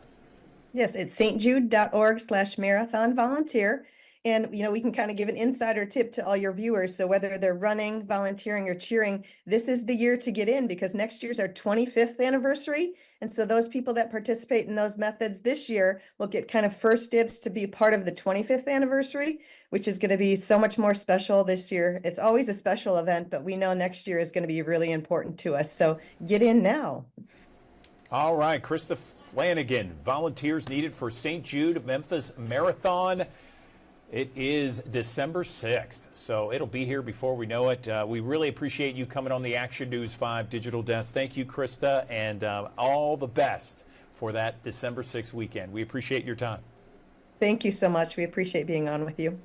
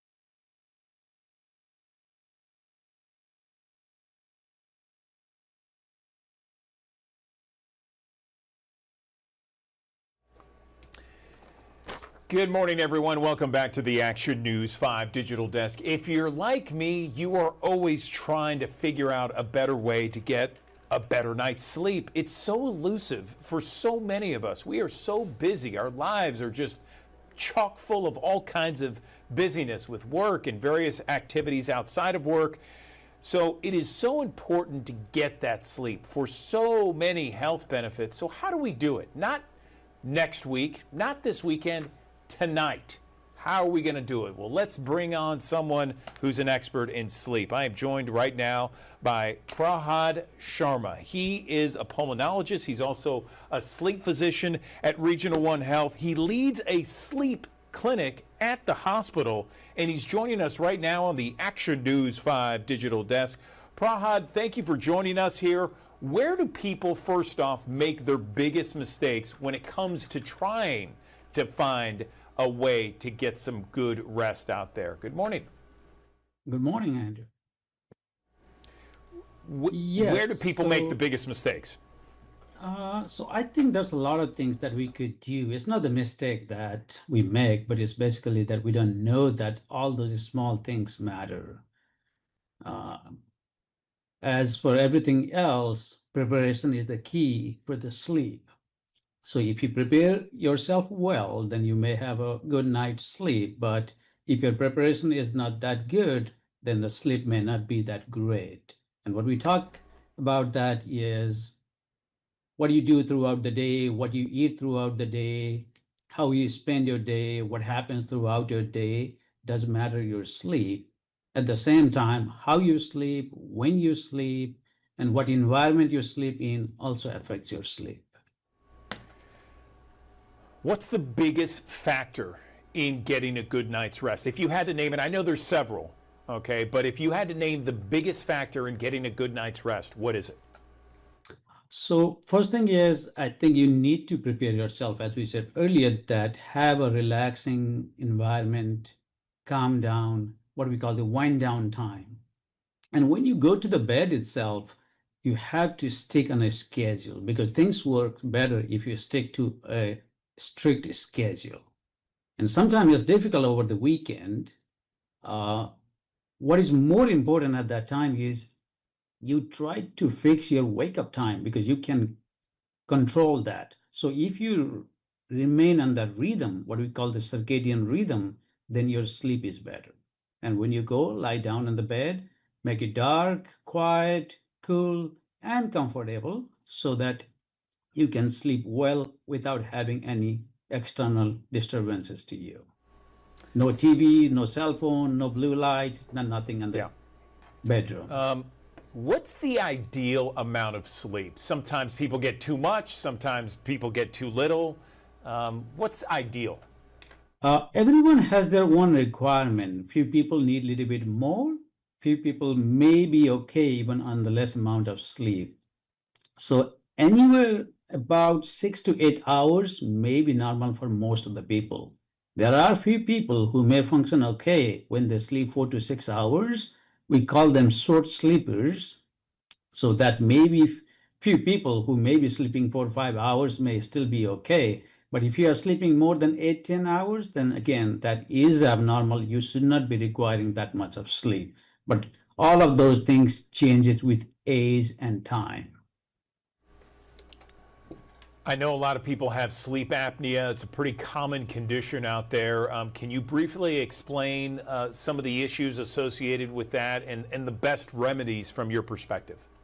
Yes. So as you said, yes, sleep apnea is very common, and 1 in 5 male and about 1 in 6 or 7 female will have sleep apnea. But a lot of them goes undiagnosed or underdiagnosed, because people don't realize the symptoms they are having may be coming from sleep apnea. So few of the symptoms are people may just have mild difficulty kind of thinking, brain fogging or something like that, or they may also have early morning headache, which goes away after a few hours, or they feel a little bit irritable throughout the day, maybe a little bit sleepy during the day. So all those may be just a telltale sign of sleep apnea, but if they go unnoticed for a long time, then you run into other problems. Okay, we know that so many people are looking at screens, and we know that perhaps people's diet isn't the greatest when it comes to winding down, as you mentioned earlier, to get that good night's sleep, that good night rest. What are some of the key takeaways? If you had to make a bullet list of maybe 3 or 4 different things you can do right now, tonight, to have that great night's sleep, what would you do? Okay. Again, I will say wind down time is very important. So that's when you reflect on. Some people who likes to write may even do journaling or something so that they can vent out their feeling so that they can go to the bed relaxed. And reading books, doing something very quiet and not too exciting, not too entertaining helps. And also another thing is smoking and alcohol intake, because a lot of people think like maybe if they drink maybe a couple of glasses of wine or drink, they may feel sleepy and they may sleep better, but it works the other way, meaning your good quality sleep is taken away and you wake up not feeling rested, feeling tired, because the very important part of the sleep called the REM sleep is taken away. At the same time, if you smoke before bedtime, that is a stimulant and that will not let you fall asleep quickly and causes more problems. So preparing the right environment, not drinking too much before the bedtime, not smoking, and having a very comfortable bed is the key to have a good sleep. Right. Also, a cool bedroom, right? I mean, you want to make the temperatures. Yes, cool bedroom, very comfortable. Yeah, it may be worth investing in finding a very comfortable mattress for you. Excellent. Okay, one other thing, there's a lot of sleep aids out there. Some people might take melatonin. Some people might take an Ambien. Some people will, have a gummy, a CBD or something. What do you think of those three, and do you recommend a sleep aid? So it depends what is driving the problem. So because if it is sleep apnea, which is one of the most common problem, then those aid may not help. Because if it is sleep apnea, then we had to diagnose with the sleep study and treat you for that particular problem.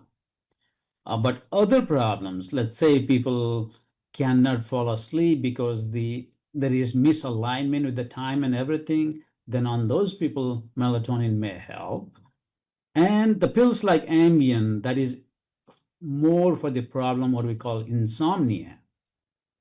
And for that one, people have difficulty initiating sleep, and Ambien may help, but that is not the best medication, because a lot of the time trying to find what is causing the problem and attacking or solving the underlying problem is the best modality. Okay, Prahad Sharma, we appreciate your time on the Action News 5 digital desk. Very informative, and it's something that I think so many Americans struggle with, getting a better night's sleep. And hopefully, people have been taking notes and really kind of thinking about a better night's sleep tonight through some of your recommendations. So we appreciate your time on the digital desk. Thank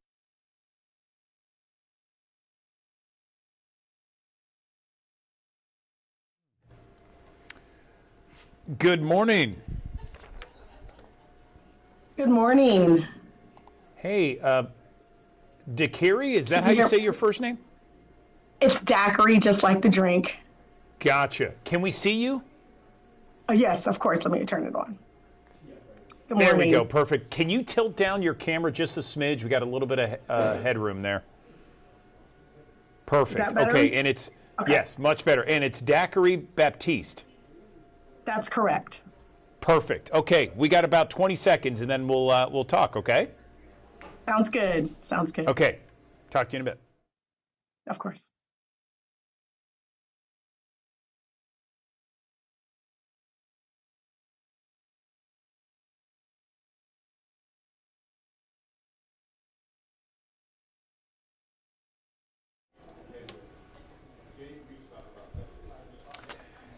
Good morning. Welcome back to the Action News 5 Digital Desk. The Orpheum Theater Group's downtown campus, so that consists of the Halloran Center, the Orpheum Theater. They're undergoing an exterior renovation that you're going to be seeing more and more of, this revitalization project.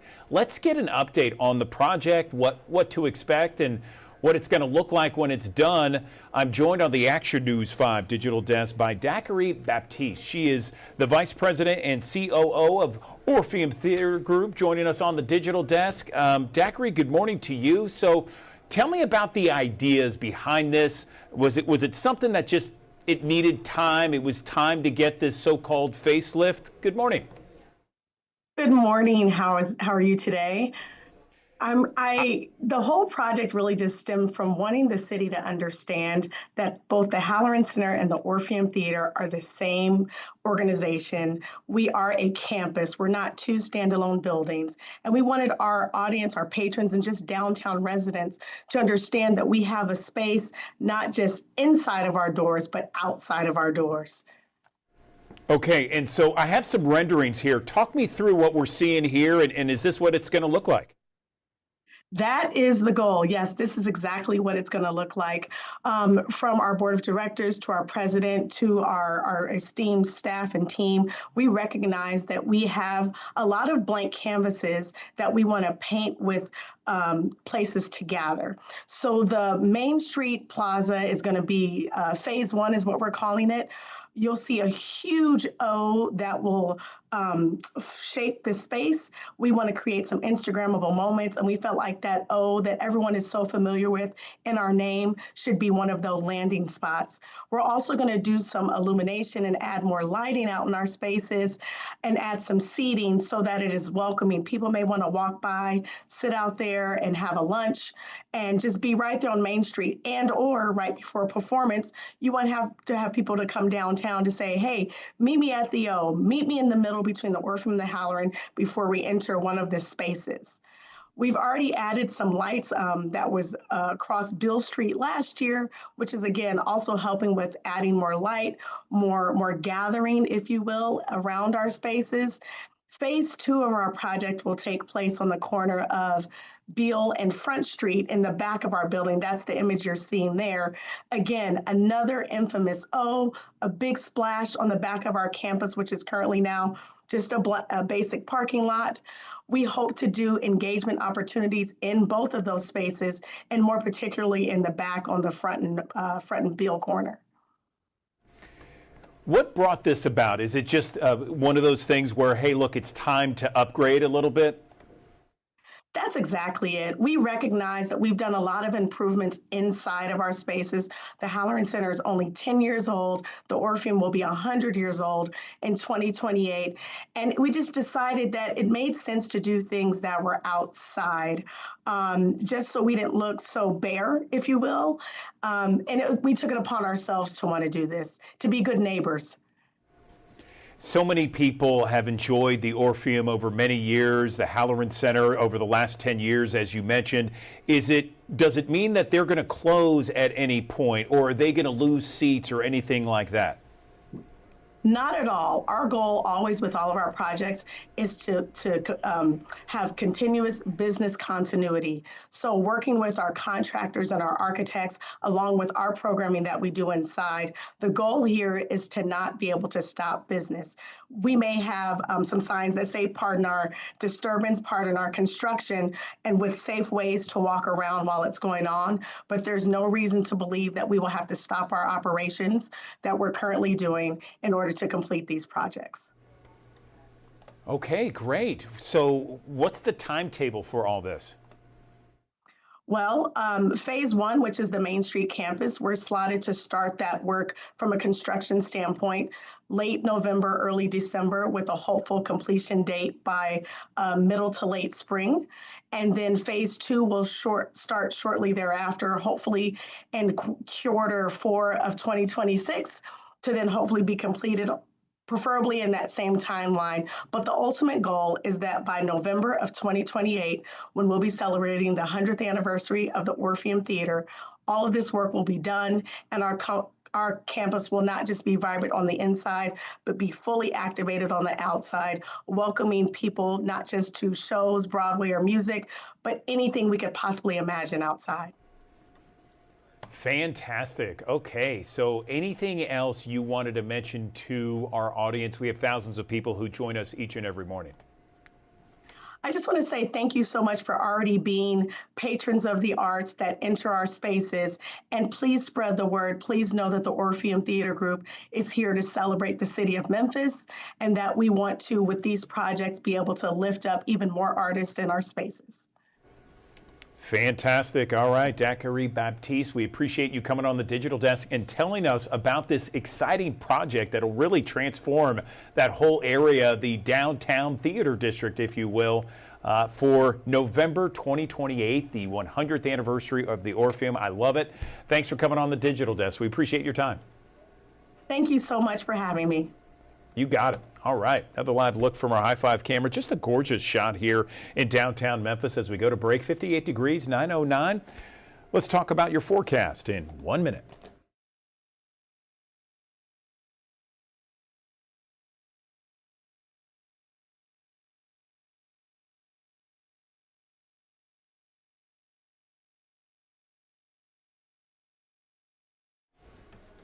Daiquiri, that was great. Thank you so much. No problem. Thank you, Andrew. Anytime. I appreciate this. Yeah, you got it. Have a good one. You as well. Bye-bye. Okay, bye.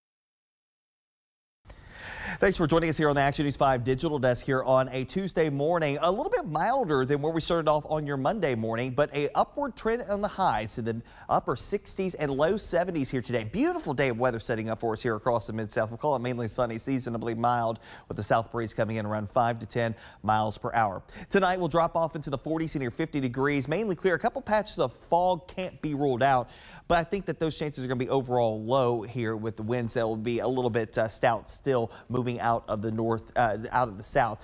First stout fall front moving into the area by the time we head towards the end of this week. That'll bring us a chance for some showers and for portions of east and middle Tennessee up along the Cumberland Plateau and through the higher elevation, maybe some first flakes of the season out that way. Now, this time of the year, it's not off of the table in that part of the state to see things like that. But again, for our monthly averages back here in the Mid-South, it's a downward trend from the upper 60s on the first down to the upper 50s for highs by the 30th and upper 30s for lows by that point in time. And of course, we've been dealing with the back and forth on our temperatures over the last couple of days. It's an upward trend here between now and probably through your Friday and Saturday. And then a big drop heads in here by the time we head towards the end of next week. Here's a look at our first alert futurecast. A couple of showers, maybe a few rumbles of thunder possible making its way across the area before the first front moves through the area. Once the first front moves through, we still have a rebound in temperatures through the low and mid 70s on Saturday. Second front will be the one that really ushers in the colder air across the region. Sunday morning, we're starting off with temperatures upper 40s to near 50. Clouds will roll back in here during the course of the day, and a cold northwest wind will come along with it as well. Temperatures by the afternoon hours in the lower to middle 50s, so really won't budge all that much. Beyond that, though, that's when the chill really moves in here. I think our first widespread frost of the season will be on Sunday night into Monday morning, and our first widespread freeze of the season across the Mid-South, including here in the Memphis area, will likely be Monday night into Tuesday morning. Of course, stay up to date with the very latest over the next couple of days on the Action News 5 First Alert Weather app. You can download it in the Google Play Store and the Apple App Store. A high near 70 degrees for today, mid-70s coming up as we head towards your Wednesday, Thursday, Friday. And again, there will be a chance for a couple of showers to come back into the fold as that front swings on through here. First front moves on through, the main front moves on through here on Sunday. And of course, by the time you wake up early Monday morning, we're talking about a high near 50. But we start off even in the city of Memphis at 35. It means that most of the areas east of the city, likely in the lower 30s, will likely be in the 20s to near 30 degrees across many sections of eastern areas of the Action News 5 coverage area Monday night into Tuesday morning, and a rebound in numbers through the 60s through the middle and latter portion of next week.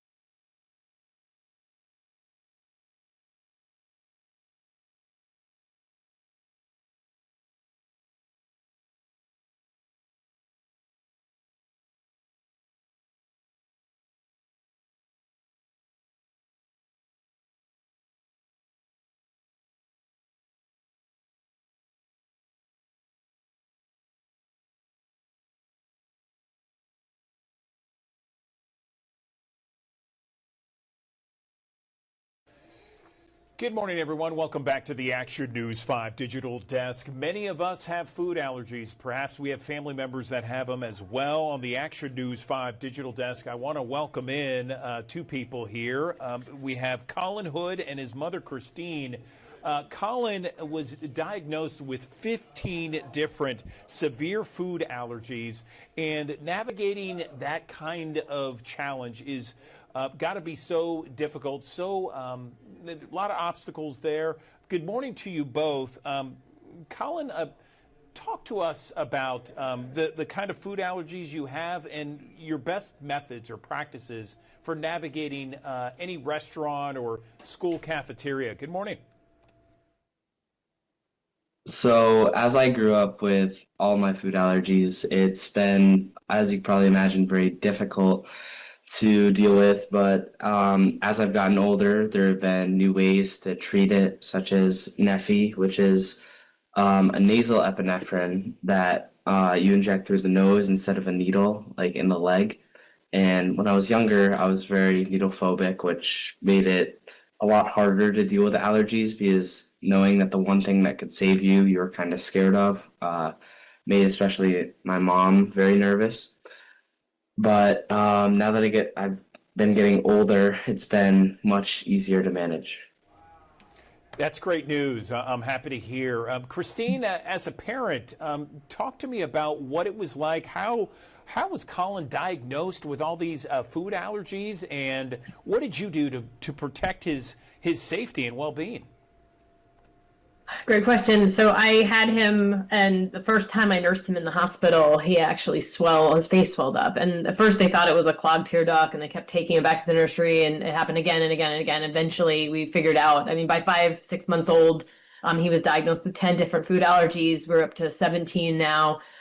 So it was terrifying. I didn't know anybody else with food allergies, let alone this many. We've formed a great community, but keeping him safe is number one. So making sure that he has epinephrine available, that his babysitters, teachers, coaches, everybody had them, keeping the foods away. That's really the best we can do. But in the event of a severe allergic reaction, epinephrine's the only way. So having Neffy has been so big for us because he remembers it. He's not afraid to use it. And with a slight side effect of maybe, runny nose, headache, or some nasal discomfort, that's a small price for the only drug that can stop a severe allergic reaction. So that's really big deal. And I hope other parents with food allergies, that's the most important thing, is to carry your epinephrine at all times.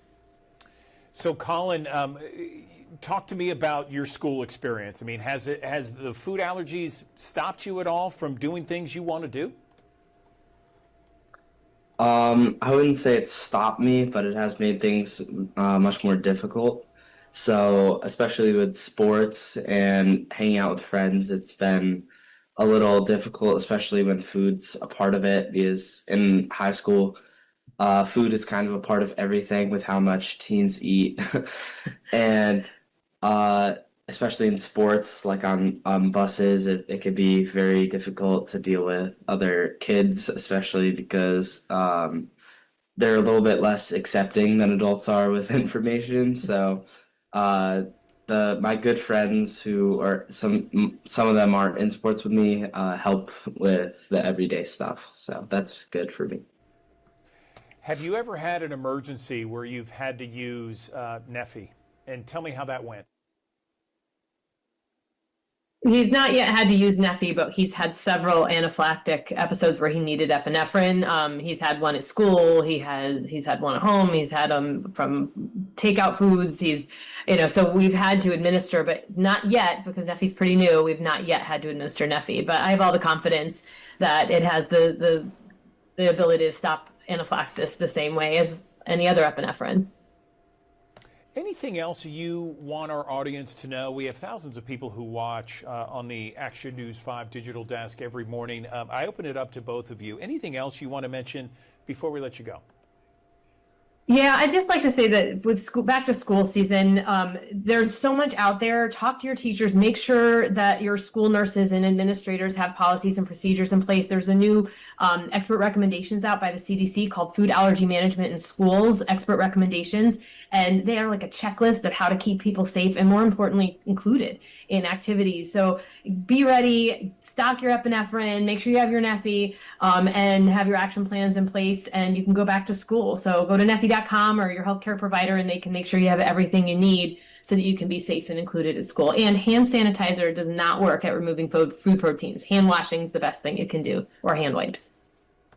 That's good advice there, Christine. Colin, what would you say to another student that perhaps is dealing with food allergies at school and with their friends? Safety always comes first, so always put yourself before others. I know that might sound a little bit selfish, but with allergies, you really have to make sure you're safe. And if you're as diligent as possible and you take caution in social scenarios, you'll be fine. All right. Well, Colin and Christine, thank you so much for joining us on the digital desk. We appreciate your time. Thank you. Very valuable information you passed along. We appreciate it. Thank you so much.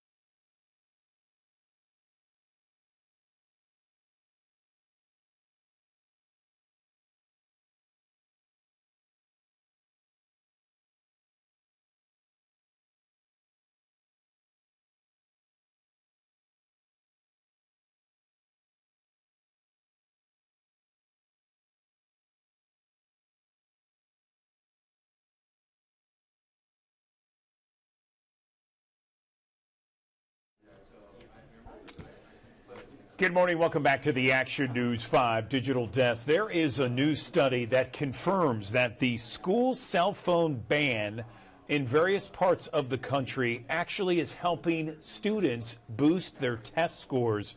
Joining me on the Action News 5 digital desk, I'm joined now by chalkbeat.org reporter Erica Meltzer. She is the person who wrote this article for chalkbeat.org. Chalkbeat, if you don't know, is an organization, a nonprofit that focuses on education. Erica joining us now on the digital desk. So, Erica, I'd like to file this one in the obvious news category because I thought that, I've had two kids that have graduated from high school. They've moved on, but they both told me, oh, yeah, Dad, they needed to do this ban years ago. Is that what the new data is suggesting, that this is just one of those things where you ban the cell phones in school, in the classroom, and test scores go up? Good morning. Good morning. Thanks for having me.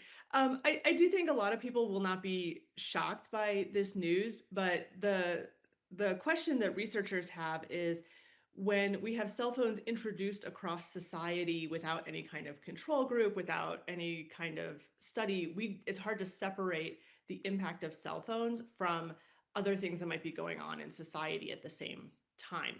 And there's a lot of research about the impact of, for example, social media use on mental health, but we have not really had a controlled study of the impact of cell phones on academics, because it's not like you're going to assign kids like these kids are going to use their phones and these kids are not going to use their phones. That's not something researchers have control over at a wide scale. And so this is the first study to they use kind of a sophisticated method that I can talk about if you're interested, to try and separate specifically the impact of the ban on test scores. Yeah. Let's dive into some of that data. So they used a technology called Advan. There's a couple other companies that do this, but they actually measured schools in this one particular district before the ban went into effect to see where were they using cell phones a lot and where were the kids just sort of naturally not using cell phones as much. And so that's how they created two different groups to study. And then they tracked attendance, they tracked discipline, they tracked test scores. And they found that in the second year of the ban, there actually was an increase in test scores and a faster increase in test scores in the schools that previously had used their phones a lot. So that suggests that the high phone use before was holding them back. And a really interesting finding is they found that attendance also improved more in the schools where students had previously used their phones a lot, and that boost in attendance is actually one of the major contributors to the boost in test scores. This might also seem obvious, like if you're in class, you're going to learn more. But I think that relationship between the cell phone ban and attendance was maybe not expected, and an interesting finding. Okay, I'll take that, Erica. Thank you. Was there anything in the data that suggested how much test scores went up? Was it 5%, 10%, or more? It was not.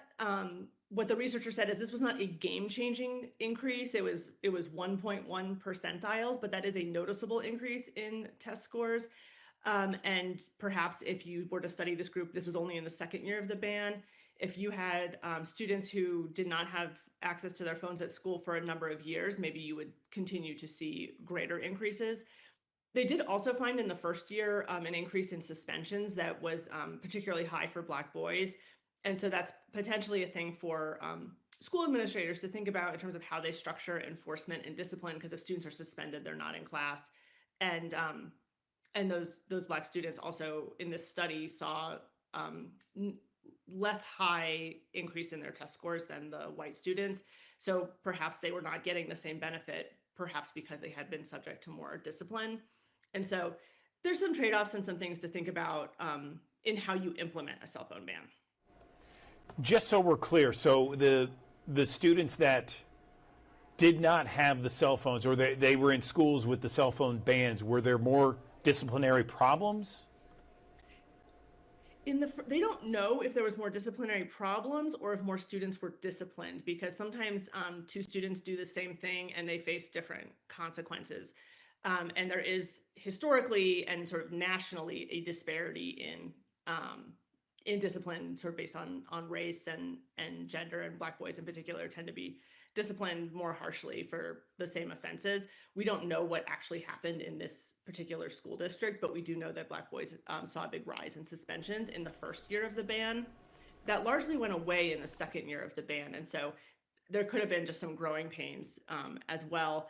But again, something to think about. I talked to some other superintendents who don't use suspensions at all to enforce their cell phone ban. They just hold on to the phone until the parent can come pick it up, and that makes the parent upset enough that the kid doesn't bring their phone to school again.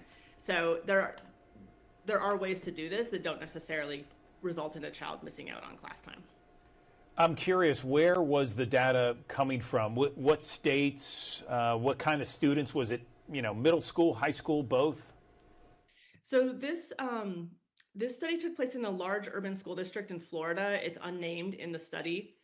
Florida was the first state to implement a cell phone ban in 2023. And so that gives you several school years of data now to look at. And using one school district just lets you have some granularity to the study. The researcher really encouraged, he hopes there's more research in more school districts, more settings, do we replicate these findings when we look at other settings? And he also, I think, is hoping to do more research on school climate. And that's an area where we just anecdotally hear from both principals and students that school climate improves a lot when there's a cell phone ban. But those are things that could be studied in a more quantitative way. Was it just high school students? Was it Oh, I'm the sorry. entire Yeah, district? this actually looked across the board. It looked at all the schools in this district. One thing that was an interesting finding is that the cell phone use was actually highest in the middle school, not the high school. It was lower in the elementary school, which is, I think, what we would expect. And even after the ban, the cell phone use, as measured by this technology that actually measures the sort of pings coming out of the building, the middle school students actually continue to use their phones at a higher rate after the ban.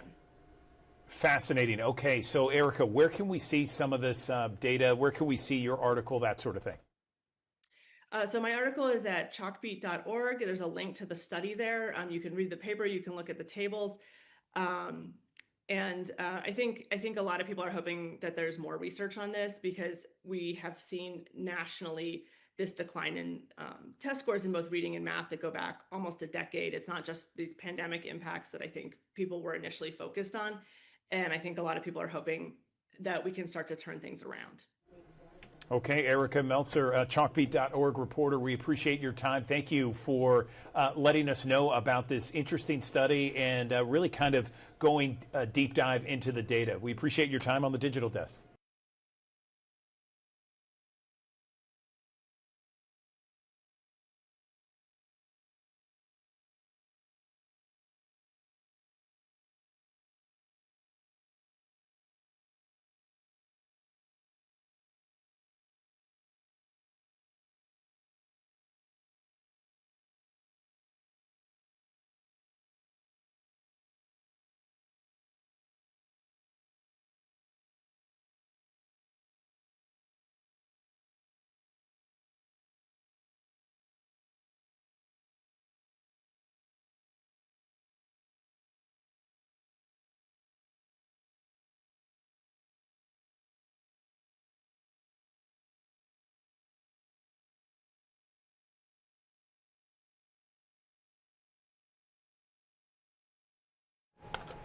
Good morning. Welcome back to the Action News 5 Digital Desk. 1 in 10 women will experience postpartum depression after giving birth, and it usually can last anywhere from 3 to 6 months. It's estimated that about half, 50% of mothers with postpartum depression are not diagnosed by a health professional. Let's talk more about this issue, perhaps some new treatments, better treatments out there, with Dr. Patrick Clayton, an OBGYN with St. Francis Medical Partners. Doctor, thanks for coming back on the Digital Desk. So first off, let's talk about maybe the signs and symptoms of postpartum depression. Good morning. Good morning. So one of the main signs is just feeling overwhelmed frequently, losing interest in things that you normally would take pleasure from, and loss of appetite, sleep disturbances. Those are some of the more common things, which can be difficult to diagnose in the postpartum period because sleep disturbances and taking care of the baby can be very common and kind of overwhelm you. You know, I mentioned 1 in 10 women have postpartum depression. It seems like it's more than that. I don't know, based upon discussions that I've had and stuff that I see online. Is there anything that we know that brings on postpartum depression, or is it just something that happens? There are risk factors for it, and one of the biggest ones is a history of depression prior to pregnancy or depression during pregnancy. Some of the hormonal shifts that happen in the postpartum period can cause it. But yes, and as you were saying, it does seem like more, and I think that hits to the point that you initially led off with, in that it is an underdiagnosed problem because people don't want to. They feel like it's something they're doing wrong when that's not the case. It's definitely just a normal thing that happens, and it needs to be addressed. No question about it. Again, glad you're here and talking about this issue, informing the thousands of people who watch us here on the Digital Desk each and every day. So Let's talk about maybe the treatment out there, and has there been any advancements in some of the treatment? So there are some newer drugs that can be used to help stem the depression symptoms. Classically, there is talking to a counselor, there is medication, and a lot of patients will benefit if you combine both of those and using medication and talking to a counselor or a therapist or psychiatrist. And the other thing is that a lot of these episodes do tend to resolve with time, but there's no reason to suffer in the meantime as we wait for these symptoms to improve and the stress to resolve. You mentioned drugs as a portion of the treatment. Is there anything that's non-drug treatment? That would be where counseling would come in, and also involving a support network, which people with low support networks, that's a risk as well. So involving people around you to help not only with your symptoms, but just helping with care with the baby can alleviate some of the stress on new moms. What do you tell your patients, going into pregnancy? Perhaps you see some of the signs where there might be some postpartum depression? I just encourage patients to speak up. That's the biggest thing is there really shouldn't be a stigma around it. It's a very manageable condition, but the first thing you have to do is ask for help. And that's really where I try and create a very supportive environment in my clinic and let people know that, or patients know that if you come to me, we will do everything we can do, and you don't need to suffer in silence. Doctor, is there a place online where perhaps someone can get some more information, a trusted source to just read up about it? You could certainly start with just Google and online forums, because again, those are going to be building a support network for people who help. But then again, I would very much encourage patients to reach out to their provider. On top of that, to get professional support networks as well as just online communities as well. All right, Dr. Patrick Cleeton, OBGYN with St. Francis Medical Partners. We appreciate you coming on the digital desk. It's valuable information, and I know that thousands of people who watch us really appreciate the info. Thanks so much.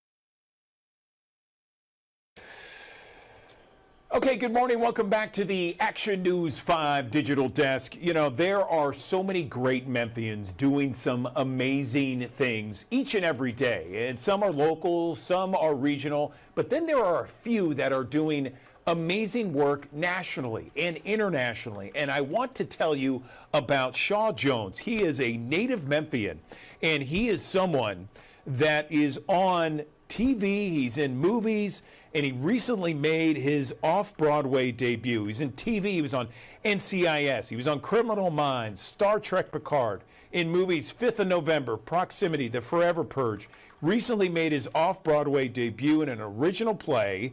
It's called Wounded, and he has a recurring role on Jimmy Kimmel as well. Maybe you've seen him. Either way, it's just great to see a native Memphian doing great things, and I'm joined on the digital desk by Shaw Jones right now. So Shaw, let's first talk. It's great to meet you online, by the way, and tell us first off about your Memphis roots and how that propelled you to an incredible, successful career on the stage. Good morning. Good morning. Yeah, it's so good to be here. I think coming from Memphis gave me a set of values that has really helped me in my career. Tell me about it. I just think that, like, luckily I went to a school in Memphis that gave me the right amount of work ethic, because it takes a lot of work to sustain a career in the arts, I think. I think the support I got from my family and friends and everybody in Memphis has really helped me stay on the path. Fantastic. So, we have thousands of people that watch us each and every morning here on our digital channel, the Digital Desk. I'm sure there might be some folks that say, hey, I remember Shaw back in the day. Right. So tell me where you went to high school. What did you do? Did you hang out in certain spots? Take me there. Yeah, I tell you, I went to MUS, Memphis University School for Boys, and I didn't actually do any theater there. I started my theater career sort of in college and after. But I tell you, I think that, going to MUS in my formative years helped me a lot. It helped me to work on focusing on subjects. I think going to an all-boys school was a big deal for me. I certainly played sports, but I think one of the things that helped me the most was while I was in high school, I started boxing. And that really, really helped me in my acting career. I often say that before I step into a room in for an audition where I've prepared, but I don't know exactly what I'm going into, is a lot like stepping into a boxing ring, where I've prepared, but I don't know actually what I'm going into until I step into the room. And I have to overcome fears and mental blocks and sort of go into the ring against an opponent and do battle and come out victorious on the other side, I hope, when I walk into casting rooms. Wow, okay, boxing at MUS. Never knew that. Wow, fantastic. So you have this long career. You've done TV, you've done movies, you have a reoccurring role on Jimmy Kimmel Live. Now you've made this off-Broadway debut. Tell me about how different that is compared to everything else. And was there something in your past, you've been doing this for a long time, that really it's something that you look at as very instrumental in your success? Mm-hmm. Yeah, I think that, like, I've done a lot of film and TV, but especially doing stage in New York. The great thing about stage is it is completely live. Obviously, there's no cuts. Let's do this take again. So it takes an extreme amount of focus, which I find exhilarating. There's no safety nets. Especially in the play I was doing, it was just a 2-person play. So, it's really, you depend on your partner to help you if you get lost. But what I love is of acting for the most part is you'll hear a lot is about being in the moment, right? Feeling things and emotions in the moment so that they're real. And that's exactly what I have to do in this play. And if I just stay present in the play, everything comes out of me. So it's just an amazing thing for an actor. I bet. I mean, you explained it very well, talking about how, you don't get 2, 3, or 4 takes on something. You got to do it right then and there, and that's it. Yeah. And you gotta ad lib or live if you don't remember something just right. I mean, it's something that I would think the true actor in everyone really comes out on stage like that. Tell me about some of those things that you look back on in your career and you think, man, I'm really proud of that. Do you have several of those moments? Yeah, one of them really is this play. I mean, I'm really proud of the work we did in New York. It's sort of a culmination of everything I've worked on up to that moment. Everything that you go through in life, the ups and the downs, and a lot of people don't think about the downs. It's the downs that really gives you depth. to your work and to focus on those and to realize, you know, where that took you. And certainly the character in Wounded, you know, he starts on a very positive path in life and goes to a prestigious school. He goes to Baylor. He has everything in front of him. He's like kind of like a golden child. And through his, you know, decisions and actions, he goes down a darker path in life, which leads to addiction and ultimately jail. And the play starts with him coming out of that and where he's at in his life. And so, you know, I used a lot of darker moments in my life. As an artist, you have to learn to paint with the bright colors of your life and the dark colors. And I think that's what gives a character and a role depth and makes it interesting, certainly for me as an actor.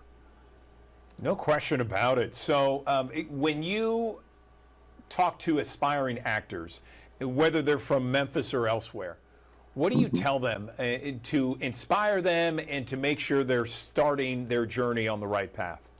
Yeah, well, what I would tell someone, in which I sort of wish someone would have told me, is to ultimately be you. For so many years as a young actor, I tried to interpret what I thought people wanted from me in an audition, in a role. I would think to myself, okay, when I walk in that room, how do they want me to play that line? How should I say that line that I think they're going to like? And then when I realized that I need to do that line, I need to say that line as Shaw would say it. If I would filter it through Shaw's life, that line, that sentence, when I filter it through my life and my experiences, how it comes out, that's the way I need to do it. And when I started doing that is when I really started working a lot more as an actor. So I would tell any young actor to be you and to say it how you would say it, to interpret it. I get a lot of auditions sometimes where they want me to do a couple different takes. And, you know, sometimes I just send in one take. I send in, this is how I interpret the role. This is how I interpret the character. This is how I'm going to do it. And if you like it, great. If not, you know, maybe I'm not the guy. But if you hire me, this is what you're getting. When you come back home to Memphis, are there places you have to go, or places you'd like to see? I tell you, I have to see family because I just find it, I need that in my life. And I mean, I certainly do all the haunts. I mean, I definitely have to go. It sounds cheesy, but I've got to go to Corky's and Rendezvous because my kids make me take them there, and they like to gorge themselves. And then, you know, I need to go down to the river. I spent a lot of time down there. I found a place I would go sit and just kind of be with myself when I started early on in boxing and sort of ground myself. And I go there sort of as always a thing, just to remind myself of where I came from. Awesome, Shaw. Well, listen, it's great to talk to you. Great to meet you. And yeah, thank you. Easy about wanting Memphis barbecue every time you come into town. It's ridiculous, but it's true. I mean, it's so good, isn't it? Yes. Excellent, excellent. Well, listen, congratulations on such an accomplished career. We are very proud of you here. Thank you. We're proud of any native Memphian that does so well. Anything, I'll leave you the last word. Anything else you'd like to say to our Mid-South crowd tuning in? I tell you, I mean, I hope to be back there soon. I'm working on writing a film right now about some younger, my younger memories of when I was boxing. Particularly, my boxing coach got me a fight at a maximum security prison when I was 14. And so I'm writing a film on that, and I hope to come back and shoot it. Wow, that's awesome. I love it. That's what they call a tease in the industry, right? That's great. Yes. All right, Shaw. Well, listen, thanks for coming on the Digital Desk. Congratulations once again. You bet. We appreciate it. Welcome back to the Action News 5 Digital Desk. We are in the midst of the holiday season, and I want to show you just a little bit of this. This is Holiday Wonders at Memphis Botanic Garden, a tradition for so many Memphians and Mid-Southerners each and every year, going to Holiday Wonders. And guess what? It is that time of year once again. I'm joined on the Action News 5 digital desk by Jenna Harris. She's going to tell us more about Holiday Wonders. Jenna, I can't believe the year is just flying by, and here we go. We're in the midst of a holiday season. Good morning. Yeah, I feel like we were just taking the lights down from last year, and now we're putting them all back up, and even bigger and more lights and better than ever. So tell us about this year and the Holiday Wonders, maybe a little bit of history, what goes into it, how long it's been around, and maybe anything new this year. Yeah, so we've been doing Holiday Wonders in a few different ways for about 20 years now. For about the last 17, it's been in our children's garden, which is my big backyard. And that area has traditionally been called Snowy Nights in my big backyard. And then we expanded a little bit about 8 or 9 years ago, and we expanded into Holiday Wonders, where we went further into the garden, and we have now our rose garden is lit up with our Under the Stars lounge. We have the great lawn is set up with reindeer games, with all kinds of fun activities. But this year we're growing even more. We've added about 4 acres of new installations to this year's show. We'll be going through our woodland, which is going to be a really magical show. We're partnering with a local group called Infinity Stairs, and Infinity Stairs is installing a show that is going to take you essentially into the magic of Christmas. It'll be how does Santa make it from all the different places around the world. So you'll go through a portal into the North Pole that explains all the magic in a really fun and exciting way. And then that's going to loop you back around into our sensory garden here, which we've never incorporated our sensory garden before. But as you can see, we've got this gorgeous crepe myrtle that's kind of the star of the show right out here. And the sensory garden is an enclosed space. So it's a garden that you can get in, and you'll be immersed under all of the lights that are throughout there. So yeah, we're growing. It's a lot bigger and better. We've got some new fun things for the kids. We had our stomp lights. That's one of their favorite things that we have. And then now we're going to have some seesaws and some swings, things that the kids can really engage with and explore. New photo ops. We'll have a gingerbread village in my big backyard. So everybody's favorites that they've come and seen for years and years, and a lot of new stuff to see. That sounds great. Really amazing. I love seeing the transformations of these different events that are happening at Memphis Botanic Gardens. So tell us when we can bring our families, we can bring our kids, when we can go. Yeah, so we'll open the day after Thanksgiving. That's our opening night. We'll be open on select weekends from the day after Thanksgiving through December 30th. And tickets will go on sale on the 7th. You can go to our website, membg.org. You can get on there. Grab your tickets early. We do have timed entry, and a lot of times those earlier tickets do sell out pretty quick. So make sure you get online, get the date that you want to come, and we look forward to having everybody come out and celebrate the season here at the garden. How much are tickets, Jenna?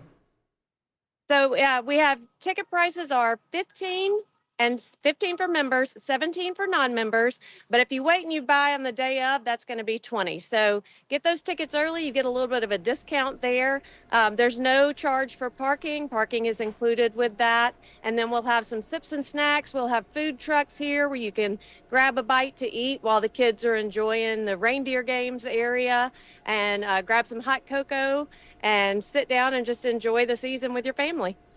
It's such a tradition for so many people out there. Do you hear that kind of feedback from your perspective?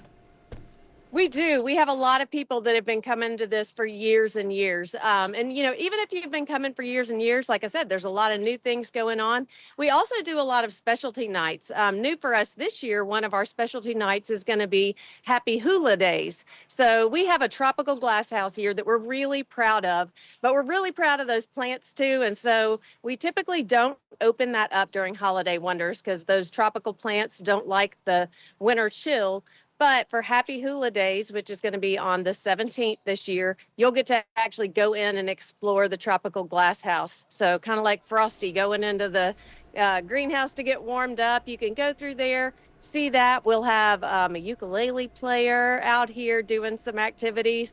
But there's a lot of different theme nights. We'll have our Snow Queens night where we have Anna and Elsa here. We have a Let It Glow night. We have some glow performers that'll be on site. So, just check it out. Santa's here every Sunday. It's Santa Sundays. We even have a night for our little four-legged friends. So they can come on the 11th, explore, take their picture with Santa, put them in their cute little costumes. We have some extra costumes here if you want to put a Santa hat on your pup. And there's just all kinds of fun nights to come. You can come multiple nights, and then after Christmas, we'll have what we call Afterglow. So at Afterglow, we'll have our fire pit set up. You can come, kind of bring the family, everybody take a minute just to, sit back, relax, think about all the things you did during the holiday season while you're roasting a s'more over a warm fire. I love it. All right. Well, Jenna Harris, we appreciate your time on the Action News 5 Digital Desk talking about holiday wonders. Going to be bigger and better this year. We can't wait, and it's going to be here before we know it. Appreciate your time as always on the Digital Desk. Thank you. All right. Thanks for having us. You got it. Another live look from our High Five camera. Beautiful day ahead. 58 degrees, 9:54. We're back in 1 minute on Action News 5's Digital Desk.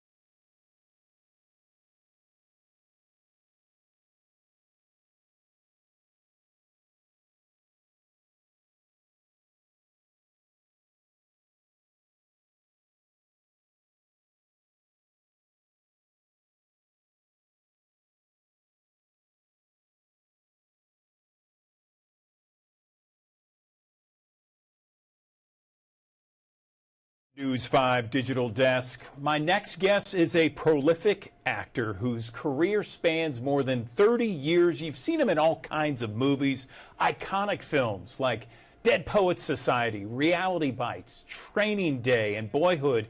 And his latest project, he is behind the camera and in front of the camera as an executive producer. He stars in this program, this new series. It's called Lowdown. It's on FX right now, and I have the pleasure of welcoming Ethan Hawke to the Action News 5 Digital Desk.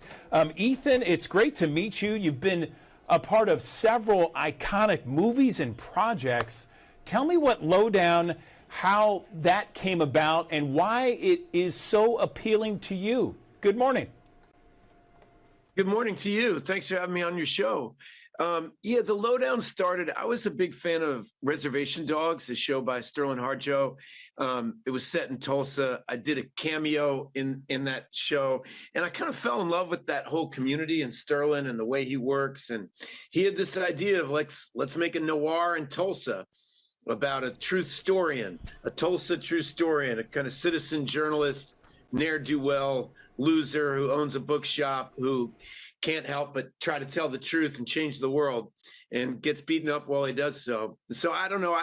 I just fell in love with the whole project, and we're gearing up to release the 8th episode, and I'm excited for people to see it. Hey, that sounds awesome. I've seen a little bit of it, Ethan, and I certainly relate to it, being a journalist and being that truth seeker. He certainly is one as well, but he's very humorous, and there's some things that are very relatable. Who else would you find maybe could relate to this person? Who's giving you the most feedback in this series, Ethan?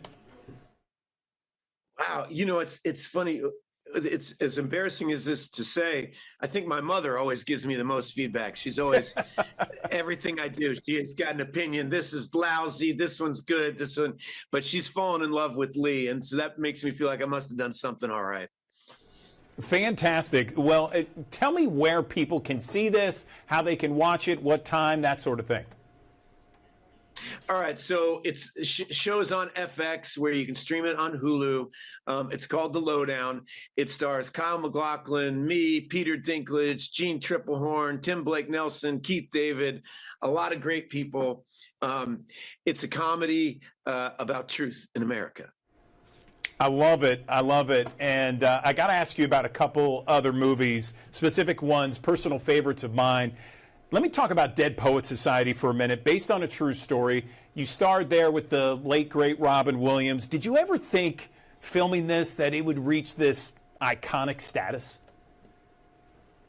You know, I cannot imagine that I would have ever thought in 1989, when we were shooting this, that in 2025 I'd be on television being asked questions about it. And, you know, I walk around on the street and I'll meet young people that have Carpe Diem tattooed on their arm. And it's an incredible experience to make something that really penetrates not just its audience and its time, but like keeps speaking to people. You know, when you're 19, you don't, I guess I was 18, you have no idea what things are going to mean anything. You know, everything that I was experiencing back then was so new. I guess I thought that's what making a movie was like. I didn't know what a special experience it was. Yeah. I mean, "Oh, Captain, my Captain." I still quote that, and of course, I showed my kids that movie too when they were little. Another movie I want to ask you about, Reality Bites. It defined a generation. A lot of people think it defined Generation X. Just curious, you ever thought, like, when you're filming this with Winona Ryder, Ben Stiller, that it would define a generation? That's a big deal. Yeah, I remember we were at the wrap party and somebody at the table was saying, "I think this movie is going to be a defining movie, what The Graduate was to its time." And I literally thought they were nuts. I thought you such an overblown ego, you know, this person working on the thing. But turns out, you know what, a couple of years ago we had the 25th anniversary and I watched the movie with a sold out house and I felt so proud of it. And they were right. Yeah, no question about it. You should feel proud of it.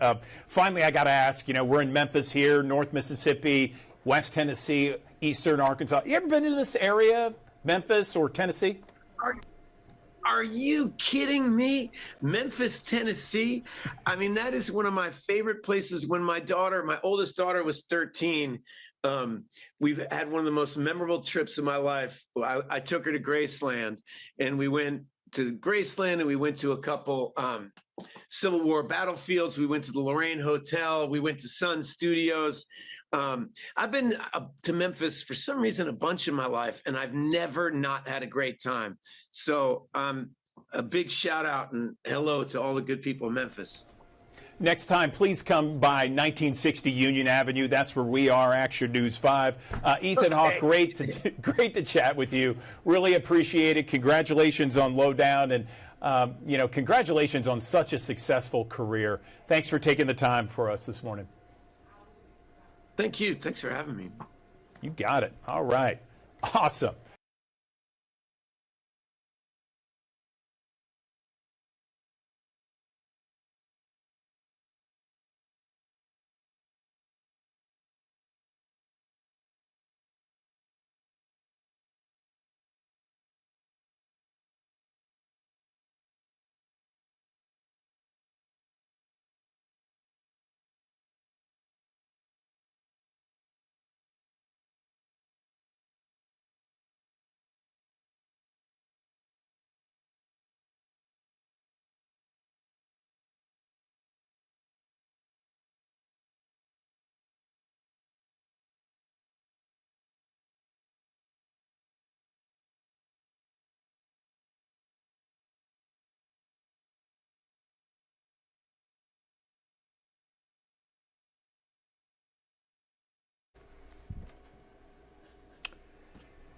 Good morning, everyone. Welcome back to the Action News 5 Digital Desk. 40 years ago, 1985, Baptist Memorial Hospital performed its first heart transplant. That program was the first ever in the Mid-South, and it is now still the only adult heart transplant program here in the Memphis area. In those 40 years, Baptist Memorial Hospital, Memphis, has performed nearly 500 heart transplants since the program began. Let's bring in someone right now who knows a lot about this program. And before I get to him, I need to make just a few adjustments so we can see him loudly and clearly here on the Action News 5 digital desk. I am joined right now by Dr. Dmitry Yaronov. He works at Baptist, and he is someone who is very familiar with the heart transplant program at Baptist Memorial Hospital. Dmitry, good morning to you.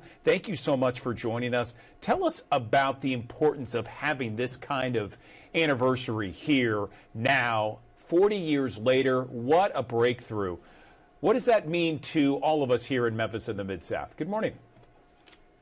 Good morning, and thanks for having me. Great question. You know, a lot of times when I meet my patients or their relatives for the first time, they realize that the heart transplant is not some type of exotic procedure intervention. It's actually a gold standard of care for patients with advanced heart failure. And here we are in Memphis celebrating this 40 years of continuous access to advanced heart failure therapies. We should not forget that we are the capital of heart disease of this country.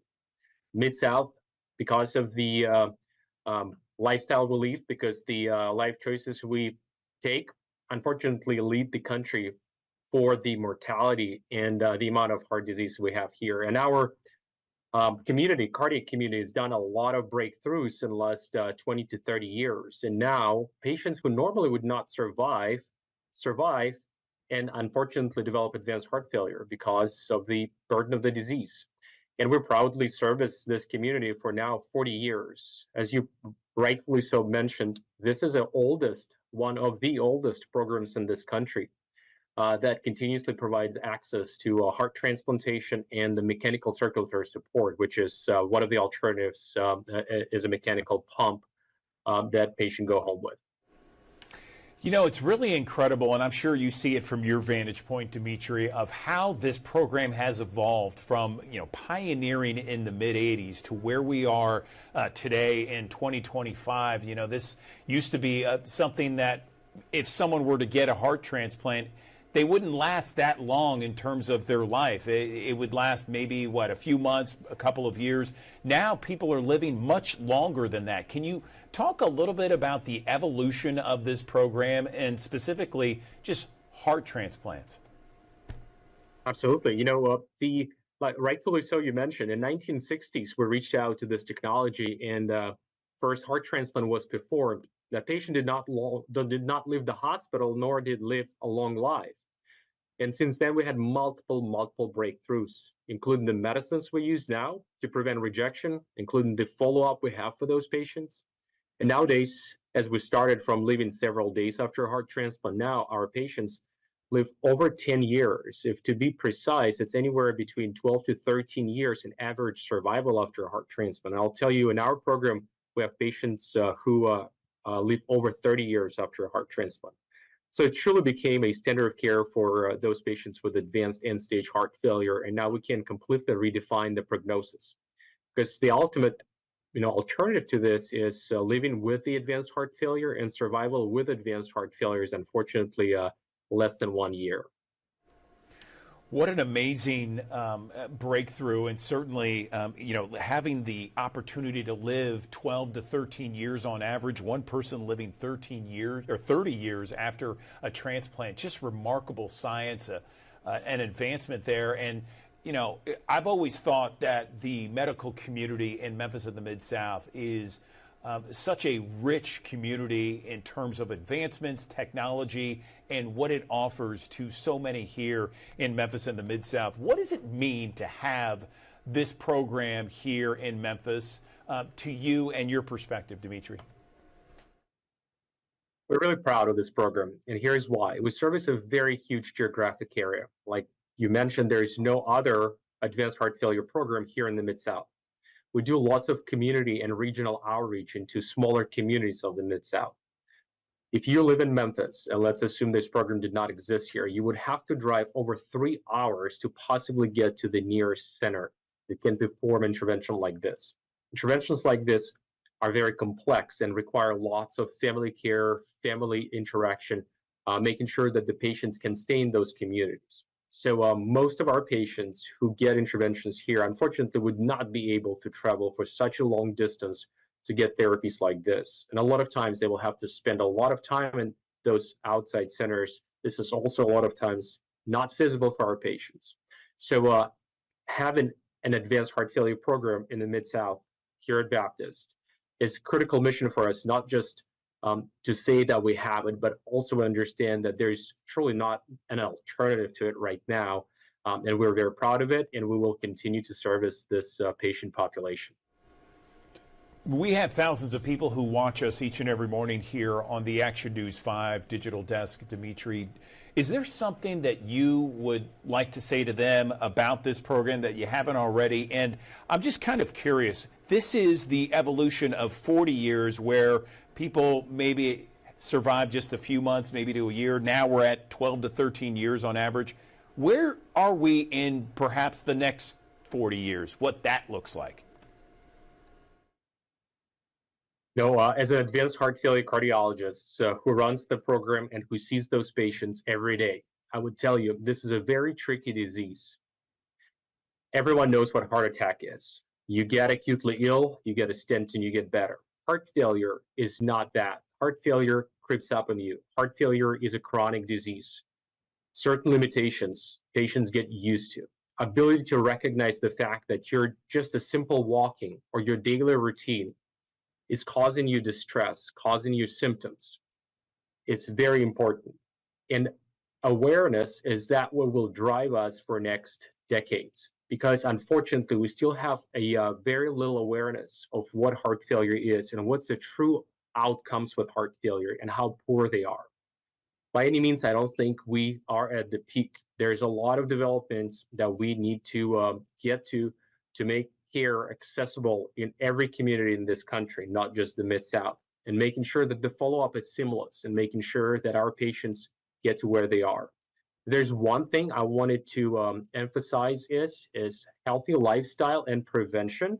And I would tell you that I love doing heart transplants, but prevention ultimately is the best treatment. Ability to recognize the fact that healthy lifestyle is critical and important to prevent diseases like heart failure, knowing your numbers, making sure that you are seeing your primary care doctors, cardiologists, and prevent advanced disease.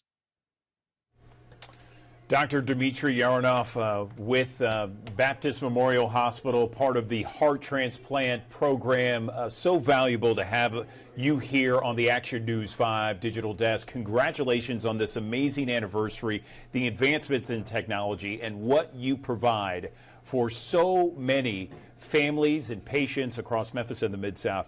We appreciate your time. Thank you so much, and congratulations once again.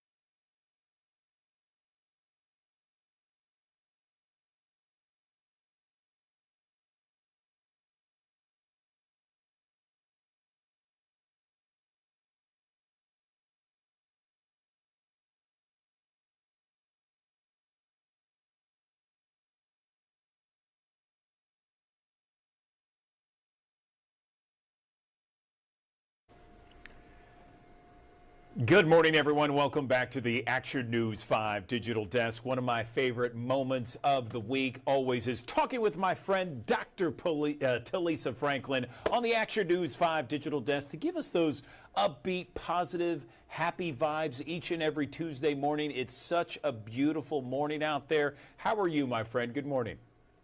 You know, I'm amazing. I have no complaints. I tell people, why should I complain? There's enough people in that lane. So I want to be in the happy lane. So I'm going to stay happy.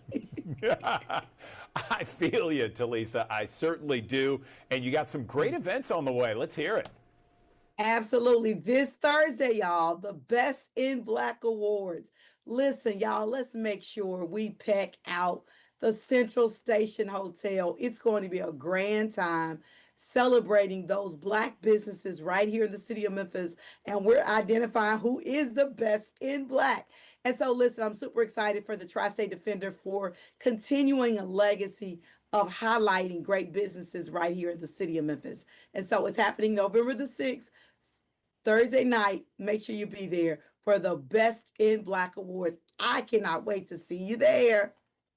And then y'all know it's Christmas time, Christmas time. I'm getting all excited about Christmas, right?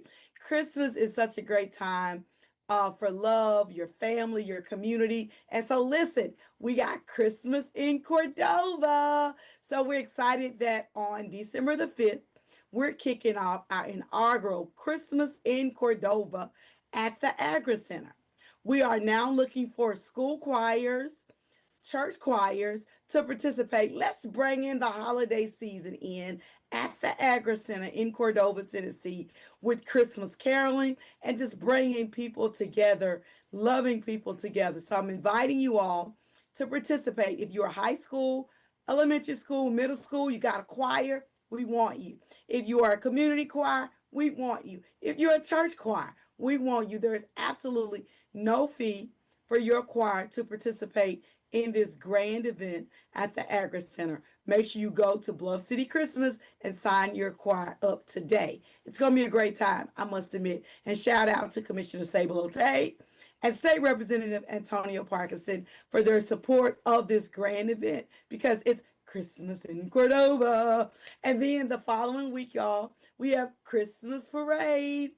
Y'all know every year I am super grateful to put on the Bluff City Christmas Parade Raleigh edition, and it's happening on December the 13th. So if you want to be a part of the parade, if you're a school, you're a band, you're a business, you're a brand, whatever your organization is, if you want to be a part of this grand parade, I need to have you to register online at Bluff City Christmas.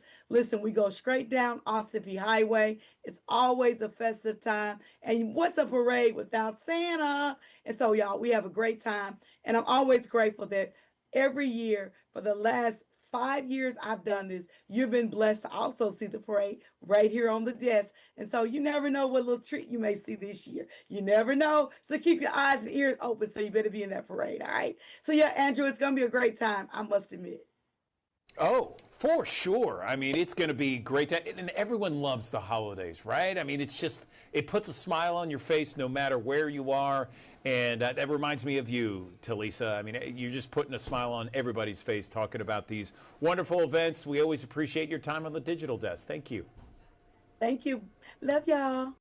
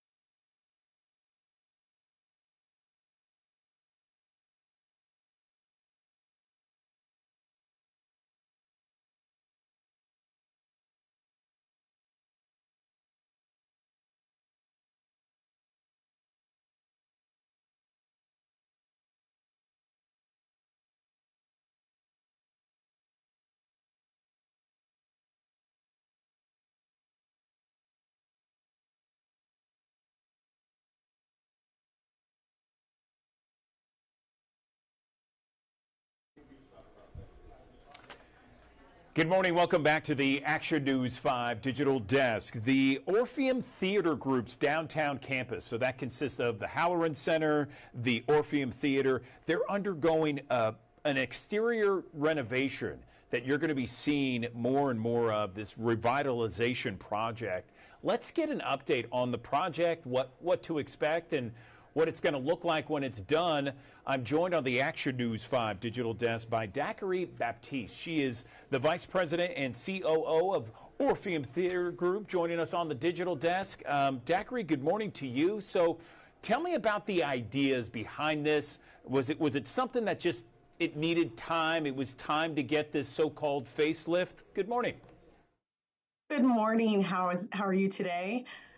The whole project really just stemmed from wanting the city to understand that both the Halloran Center and the Orpheum Theater are the same organization. We are a campus. We're not two standalone buildings. And we wanted our audience, our patrons, and just downtown residents to understand that we have a space not just inside of our doors, but outside of our doors. Okay, and so I have some renderings here. Talk me through what we're seeing here, and is this what it's going to look like? That is the goal. Yes, this is exactly what it's going to look like. From our board of directors to our president to our esteemed staff and team, we recognize that we have a lot of blank canvases that we want to paint with places to gather. So the Main Street Plaza is going to be phase one is what we're calling it. You'll see a huge O that will shape the space. We want to create some Instagrammable moments, and we felt like that O that everyone is so familiar with in our name should be one of those landing spots.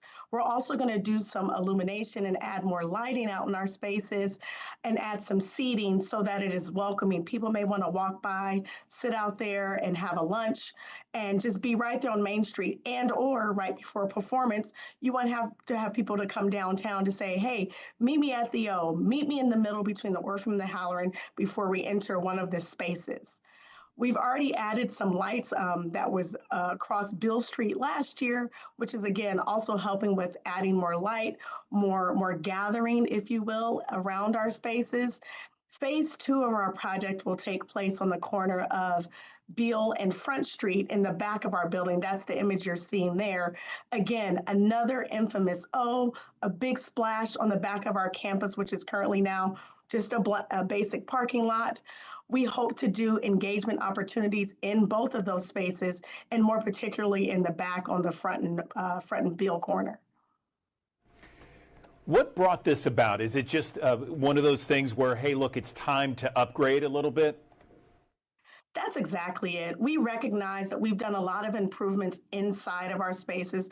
The Halloran Center is only 10 years old. The Orpheum will be 100 years old in 2028.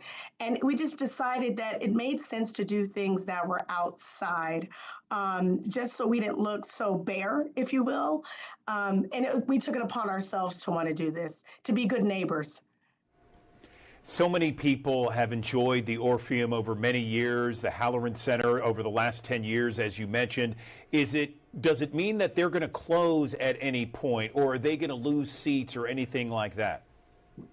Not at all. Our goal always with all of our projects is to have continuous business continuity. So working with our contractors and our architects, along with our programming that we do inside, the goal here is to not be able to stop business. We may have some signs that say, pardon our disturbance, pardon our construction, and with safe ways to walk around while it's going on. But there's no reason to believe that we will have to stop our operations that we're currently doing in order to complete these projects. Okay, great. So what's the timetable for all this? Well, phase one, which is the Main Street campus, we're slotted to start that work from a construction standpoint late November, early December, with a hopeful completion date by middle to late spring.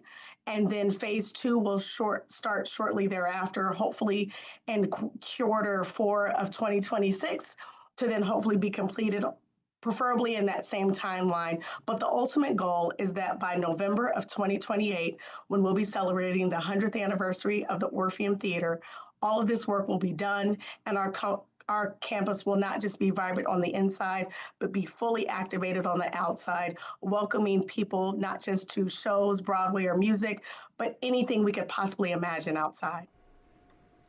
Fantastic. Okay, so anything else you wanted to mention to our audience? We have thousands of people who join us each and every morning. I just want to say thank you so much for already being patrons of the arts that enter our spaces. And please spread the word. Please know that the Orpheum Theater Group is here to celebrate the city of Memphis, and that we want to, with these projects, be able to lift up even more artists in our spaces. Fantastic. All right, Daiquiri Baptiste, we appreciate you coming on the digital desk and telling us about this exciting project that'll really transform that whole area, the downtown theater district, if you will. for November 2028, the 100th anniversary of the Orpheum. I love it. Thanks for coming on the Digital Desk. We appreciate your time.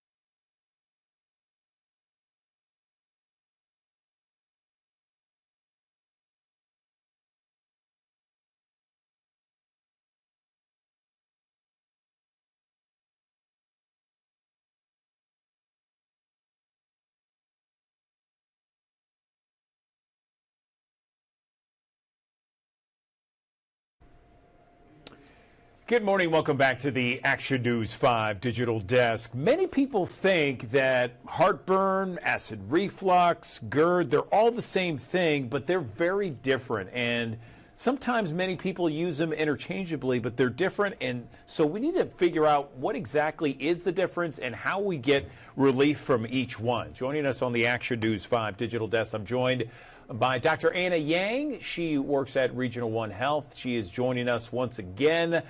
Dr. Yang, always good to have you on the Digital Desk. So this is interesting because I always thought like heartburn and acid reflux, I thought I use that interchangeably. Tell us the difference between all three. Good morning. Good morning. Thanks for having me back. Good to be here. So you're not necessarily wrong for using them interchangeably. They're pretty similar and they do refer to the same type of process that's going on. So acid reflux is the act of that acid actually physically coming up from the stomach through the esophagus.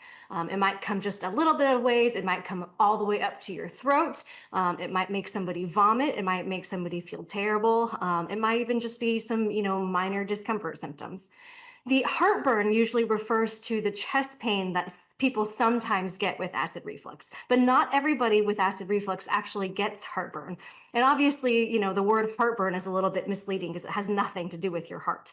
It's that burning pain of the acid coming up through the esophagus that sometimes can be mistaken as heart pain, but it's really not. It's that acid in the esophagus kind of causing irritation, and it's usually a burning pain, and that's something that some people feel with the acid coming up. But again, not everybody feels that.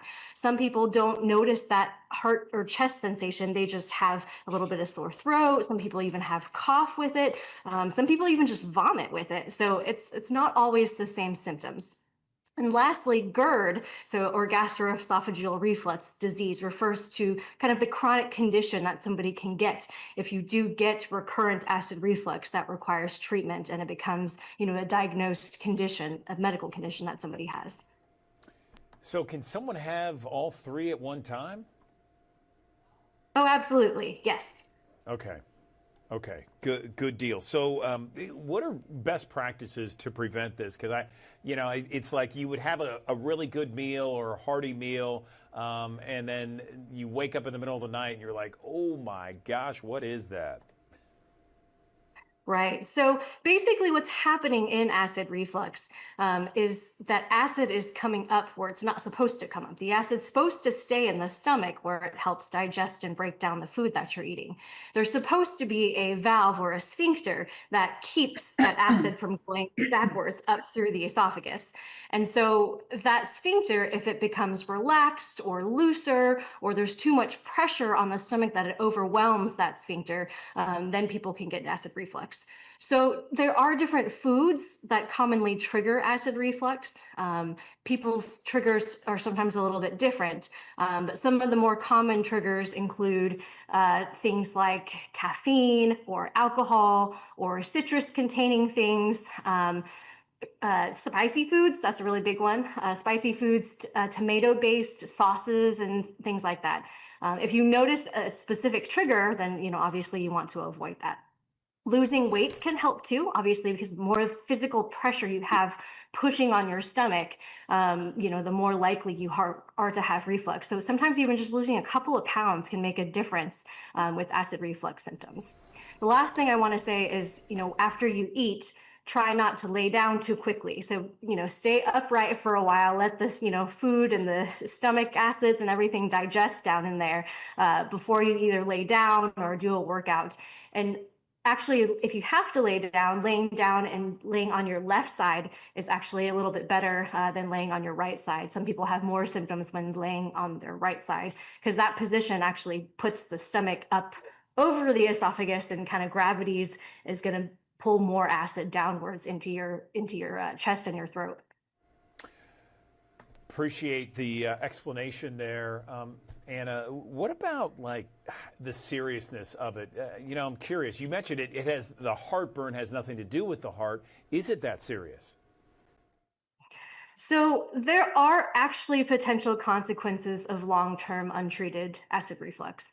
Now, I get that sometimes it's just a little mild nuisance, but over time, this acid can continue to actually damage you internally. So it can actually cause erosion and damage and scarring and things to your esophagus. And this can lead to long-term problems, including even stricture or narrowing. So, in the long term, people may have difficulty swallowing or getting the food down. In some instances, really long-term, untreated reflux can even cause cancer. It can cause, cell changes over time that can develop into esophageal cancer, which is important. So it's definitely not something to just ignore as a minor nuisance. It is definitely something to get treated and get taken care of if you are having symptoms. Let's talk about treatment options. I know there's medication involved in one perhaps option. Is there another option that's more naturally based? Yeah, I mean, so obviously the first one, before we even, talk about medications and, treatment options, the best thing is just to, try to lose some weight if that's something that you have a problem with, if that's contributing to the reflux. Avoidance of any foods or triggers of it. And if that doesn't work, then yes, there are medications out there. There are actually a number of over-the-counter options. So, your typical, Tums and Rolaids and, Mylanta and things like that can temporarily help the symptoms. But taking too much of that for too long of a period can actually be harmful. So if you're requiring a lot of Tums or frequent Rolaids or Mylanta, you may require, a medication that helps control the acid production. And some of these include things like Pepcid, or there's also Prilosec and Nexium. There's a couple other over-the-counter options. Now, if you're starting any of these, definitely let your primary care doctor know. And then there are prescription versions or prescription strengths of some of these over-the-counter medications as well that are alternatives. And if this still doesn't work, then you may even need to see somebody like a specialist, a gastroenterologist, who can put a camera down inside and actually take a look directly at the inside of your esophagus and your stomach to see if it really is reflux. If there is, something else contributing to the reflux. Sometimes there's actually a bacterial disease that can contribute to GERD symptoms that can actually be treated. Or if there's any, more concerning things like stricture or even the development of, early cancer. Good to know. Wow, a lot of information there, Anna. Anything else before we let you go? We have thousands of people watching each and every morning here on the digital desk. Final thoughts. Yeah, the most important thing that I would say is just to not ignore your symptoms. Even if you feel like, oh, this is just heartburn, sometimes it is actually something more than just heartburn and sometimes it's treatable. And, it can lead to some long-term consequences. So the most important thing that I would say for anybody out there who, may have questions about this is to please talk to your doctor, get yourself a primary care doctor if you don't have one yet, and talk to them about your symptoms to see, what is the best way to move forward. Dr. Anna Yang, Regional One Health, plainly and succinctly telling us the issue at hand. We appreciate it, Anna. Thanks so very much for your time on the digital desk.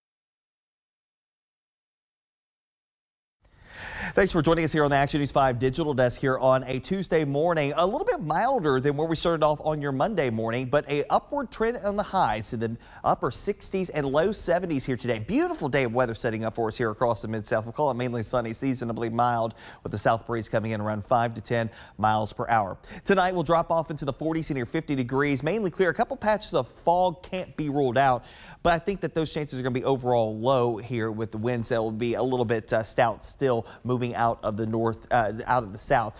First stout fall front moving into the area by the time we head towards the end of this week. That'll bring us a chance for some showers and for portions of east and middle Tennessee up along the Cumberland Plateau and through the higher elevation, maybe some first flakes of the season out that way. Now, this time of the year, it's not off of the table in that part of the state to see things like that. But again, for our monthly averages back here in the Mid-South, it's a downward trend from the upper 60s on the 1st down to the upper 50s for highs by the 30th and upper 30s for lows by that point in time. And of course, we've been dealing with the back and forth on our temperatures over the last couple of days. It's an upward trend here between now and probably through your Friday and Saturday. And then a big drop heads in here by the time we head towards the end of next week. Here's a look at our first alert futurecast. A couple of showers, maybe a few rumbles of thunder possible making its way across the area before the first front moves through the area. Once the first front moves through, we still have a rebound in temperatures through the low and mid 70s on Saturday.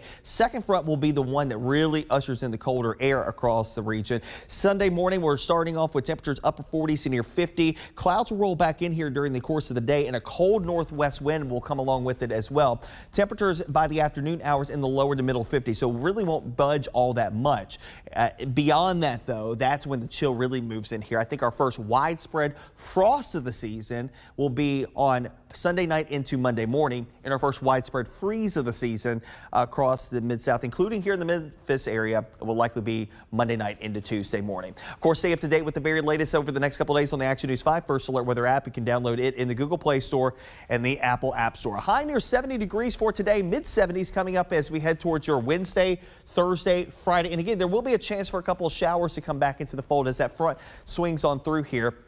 First front moves on through, the main front moves on through here on Sunday. And of course, by the time you wake up early Monday morning, we're talking about a high near 50. But we start off even in the city of Memphis at 35. It means that most of the areas east of the city, likely in the lower 30s, will likely be in the 20s to near 30 degrees across many sections of eastern areas of the Action News 5 coverage area Monday night into Tuesday morning, and a rebound in numbers through the 60s through the middle and latter portion of next week.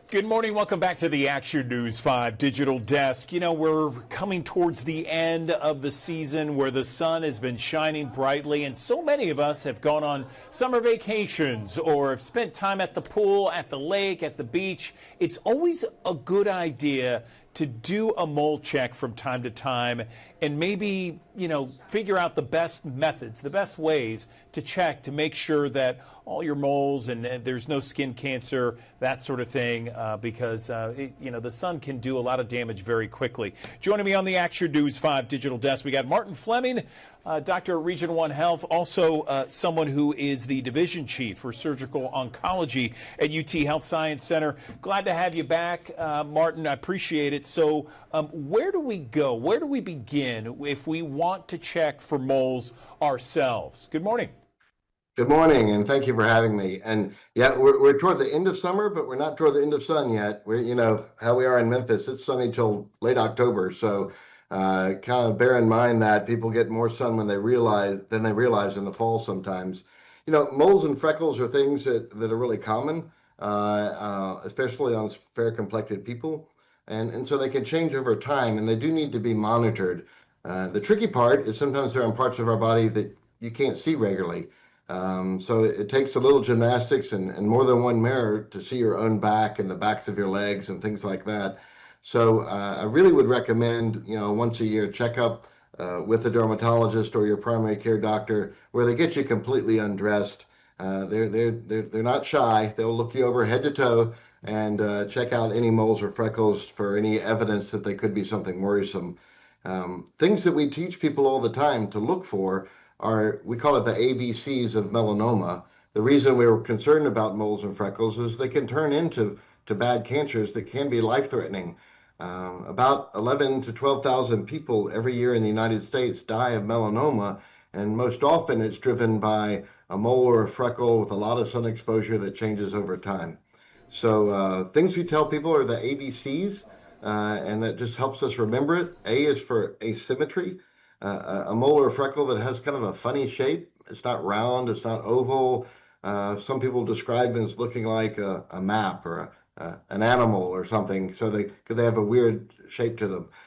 B is for border irregularity, meaning the edge of the mole or freckle, the edge of the pigment doesn't have a clean stop. It kind of feathers out into the normal tissue around it.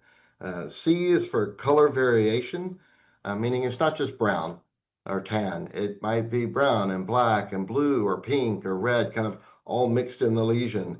And then D is for diameter. It just means a mole that's more than about 5 or 6 millimeters.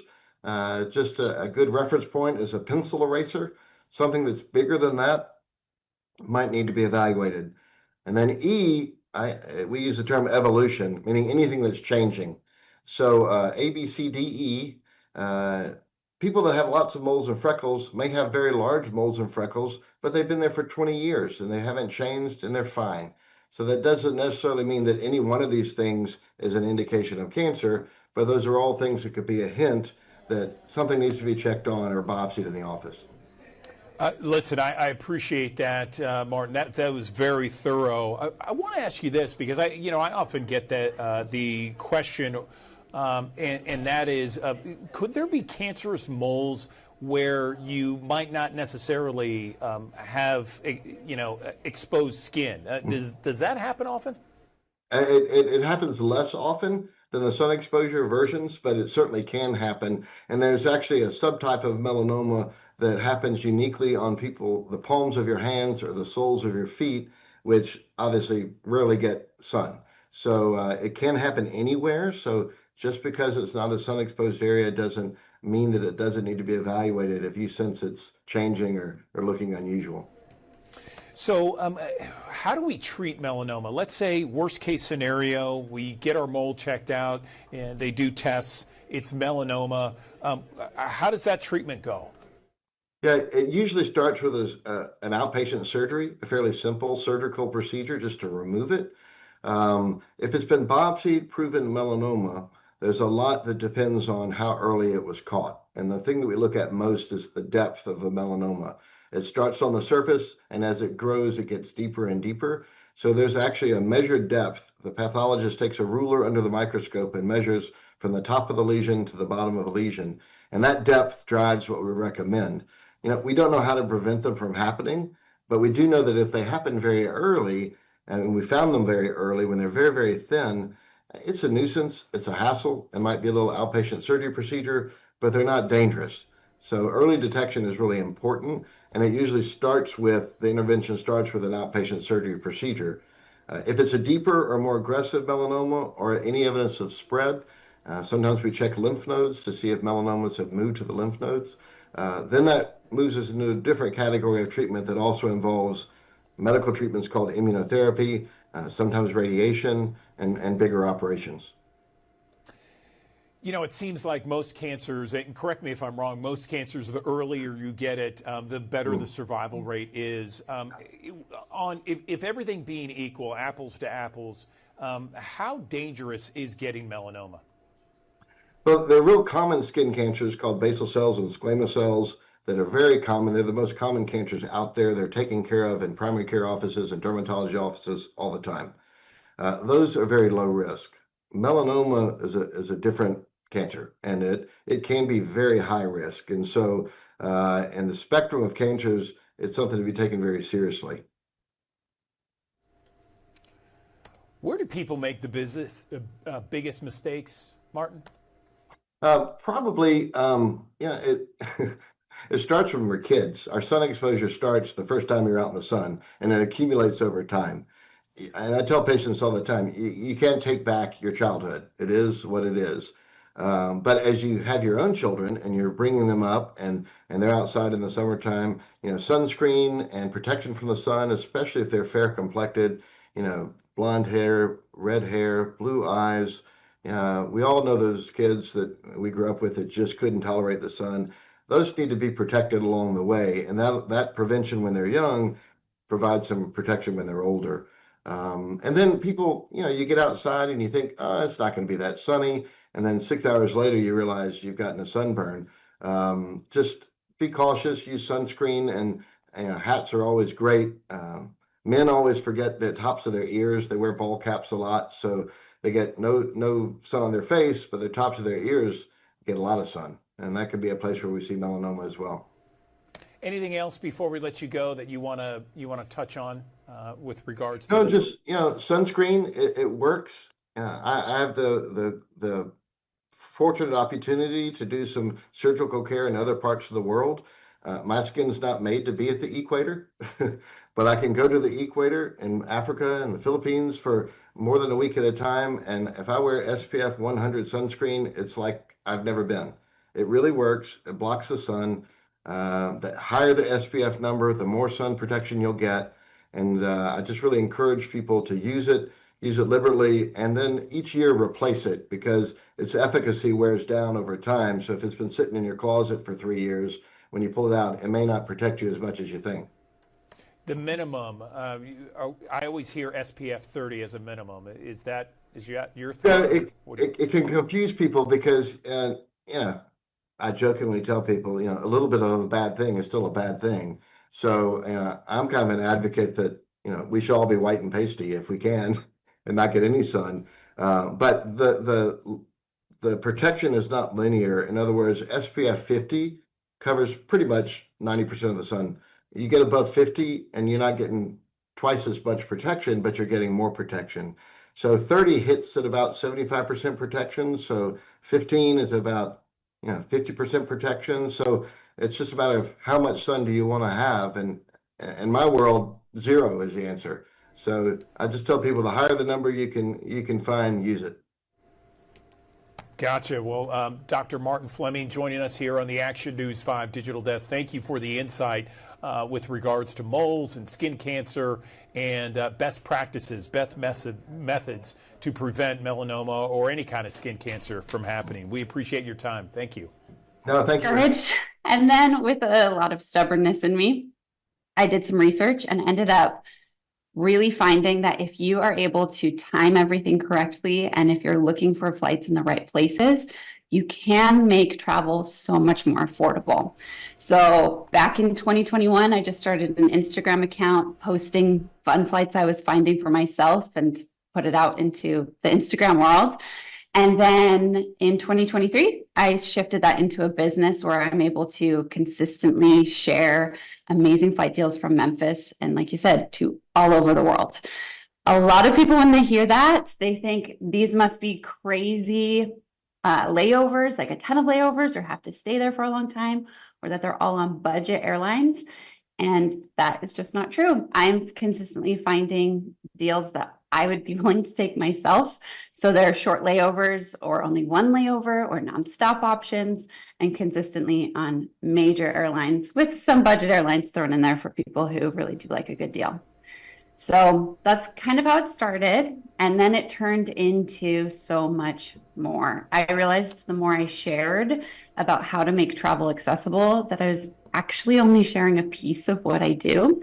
I use cheap flights all the time, but we actually use credit card points to pay for the majority of our travels.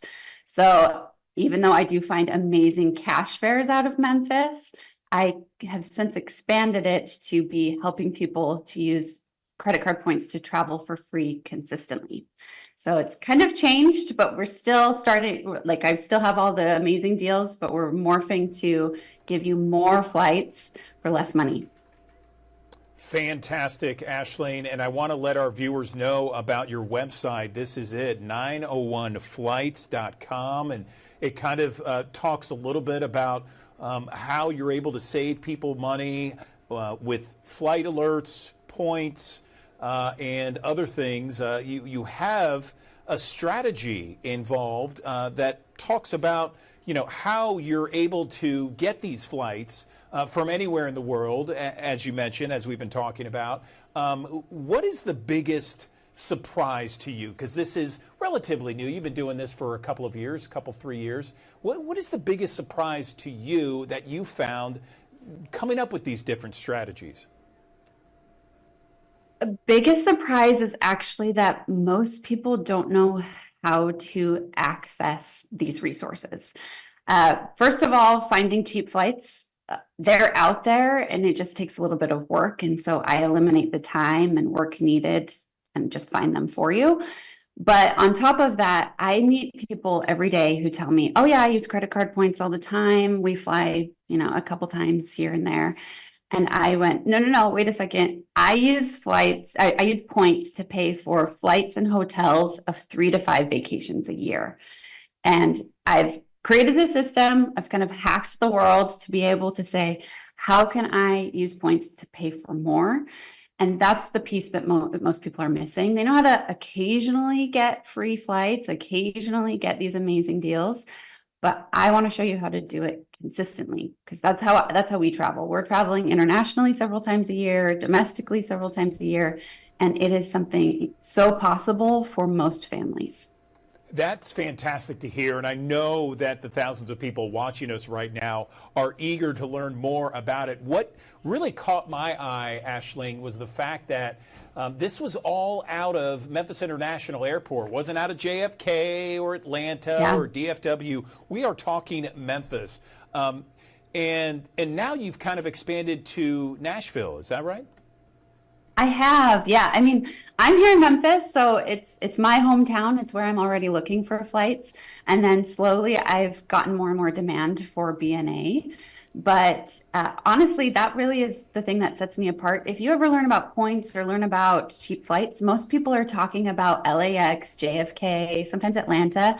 And I go, that's great for those people, but what about for the people who live everywhere else? What about us here in Memphis? And so I wanted to create a resource that was available to us, a resource that made it easy to access cheap or free flights. And so that's my goal. I really wanted to hyper focus in on the place that means the most to me. That's awesome. I love it. And I understand you do this not just for individuals or couples, you do this for entire families. Can you break down maybe, can people just go to your website, or can they just follow you on Instagram to figure this all out? I know you have several tiers. Explain that to our audience. Yeah, so I'm on Instagram, Facebook, but 901flights.com has everything all in one place. On 901flights.com, you'll find where you can get cheap flight alerts. It's just a yearly membership. And then I offer an upgrade that if you want cheap flights and point alerts. So I find point deals from Memphis to all over the world, paying 60% less for every time you fly. Then on top of that, I offer education. So I actually take a personalized, customized approach that rather than just spewing information at you, I say, okay, let's focus in and you tell me about your goals, your ideal year of travel, tell me about your spending habits, your credit score, and I create everything for you and I create a plan for you to be able to build up points quickly and consistently so that you're never running out, but that this is all built around you and around your lifestyle. So it's exactly what you like. I find a lot of people open the wrong cards or start building points for the wrong area. And this is to hyper focus it and help you to get to your goals a lot faster. faster. So I offer a few different ways to work with me, which can all be found on 901flights.com. Can you give us some examples of some of the deals that you've flown on and you've gotten for others?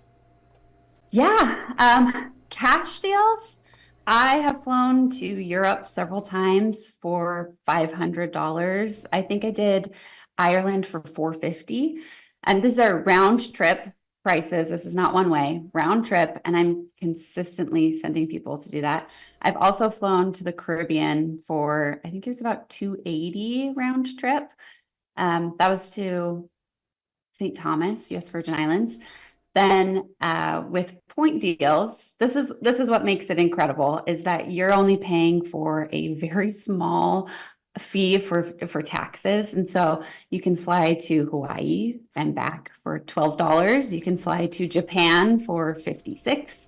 You can fly to all over Europe for under $100. And it's just severely cutting back the cost and making your budget to go that much further.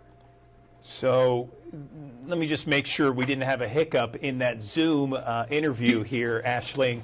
You said to fly from Memphis to Japan for $50? Come on now. This is round trip, $50. And again, this is with points that you're able to supplement it with points. So you're just paying the taxes. But yes, this is what I do consistently every year, that I'm never paying more than just the taxes on my flights. And then for hotels, which I help people book as well, you're paying nothing, like no taxes, no fees. That an entire trip to Japan round trip could be $56. Yeah. Wow. That is incredible. Where do people, before we let you go, where do people make the biggest mistakes in your opinion?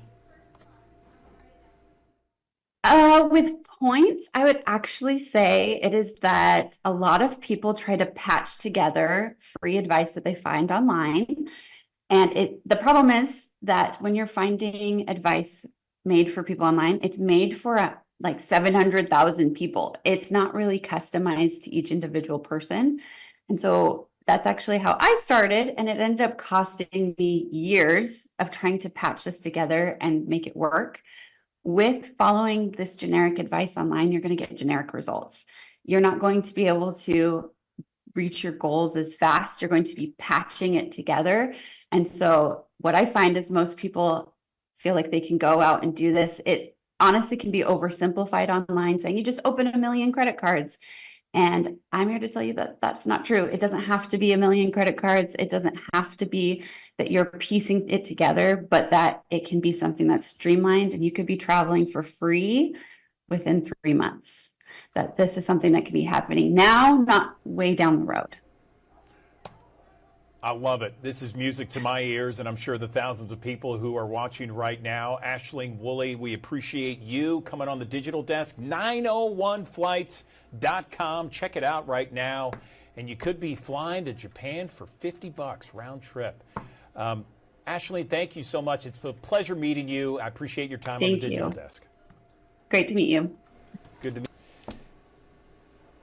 All right, that does it for us here in the Action News 5 Digital Desk. We got midday coming up at the top of the hour with Jerry Askin, Ariana Poindexter, and then join me once again tomorrow morning, bright and early at 7 o'clock for another edition of the Action News 5 Digital Desk. We'll see you then.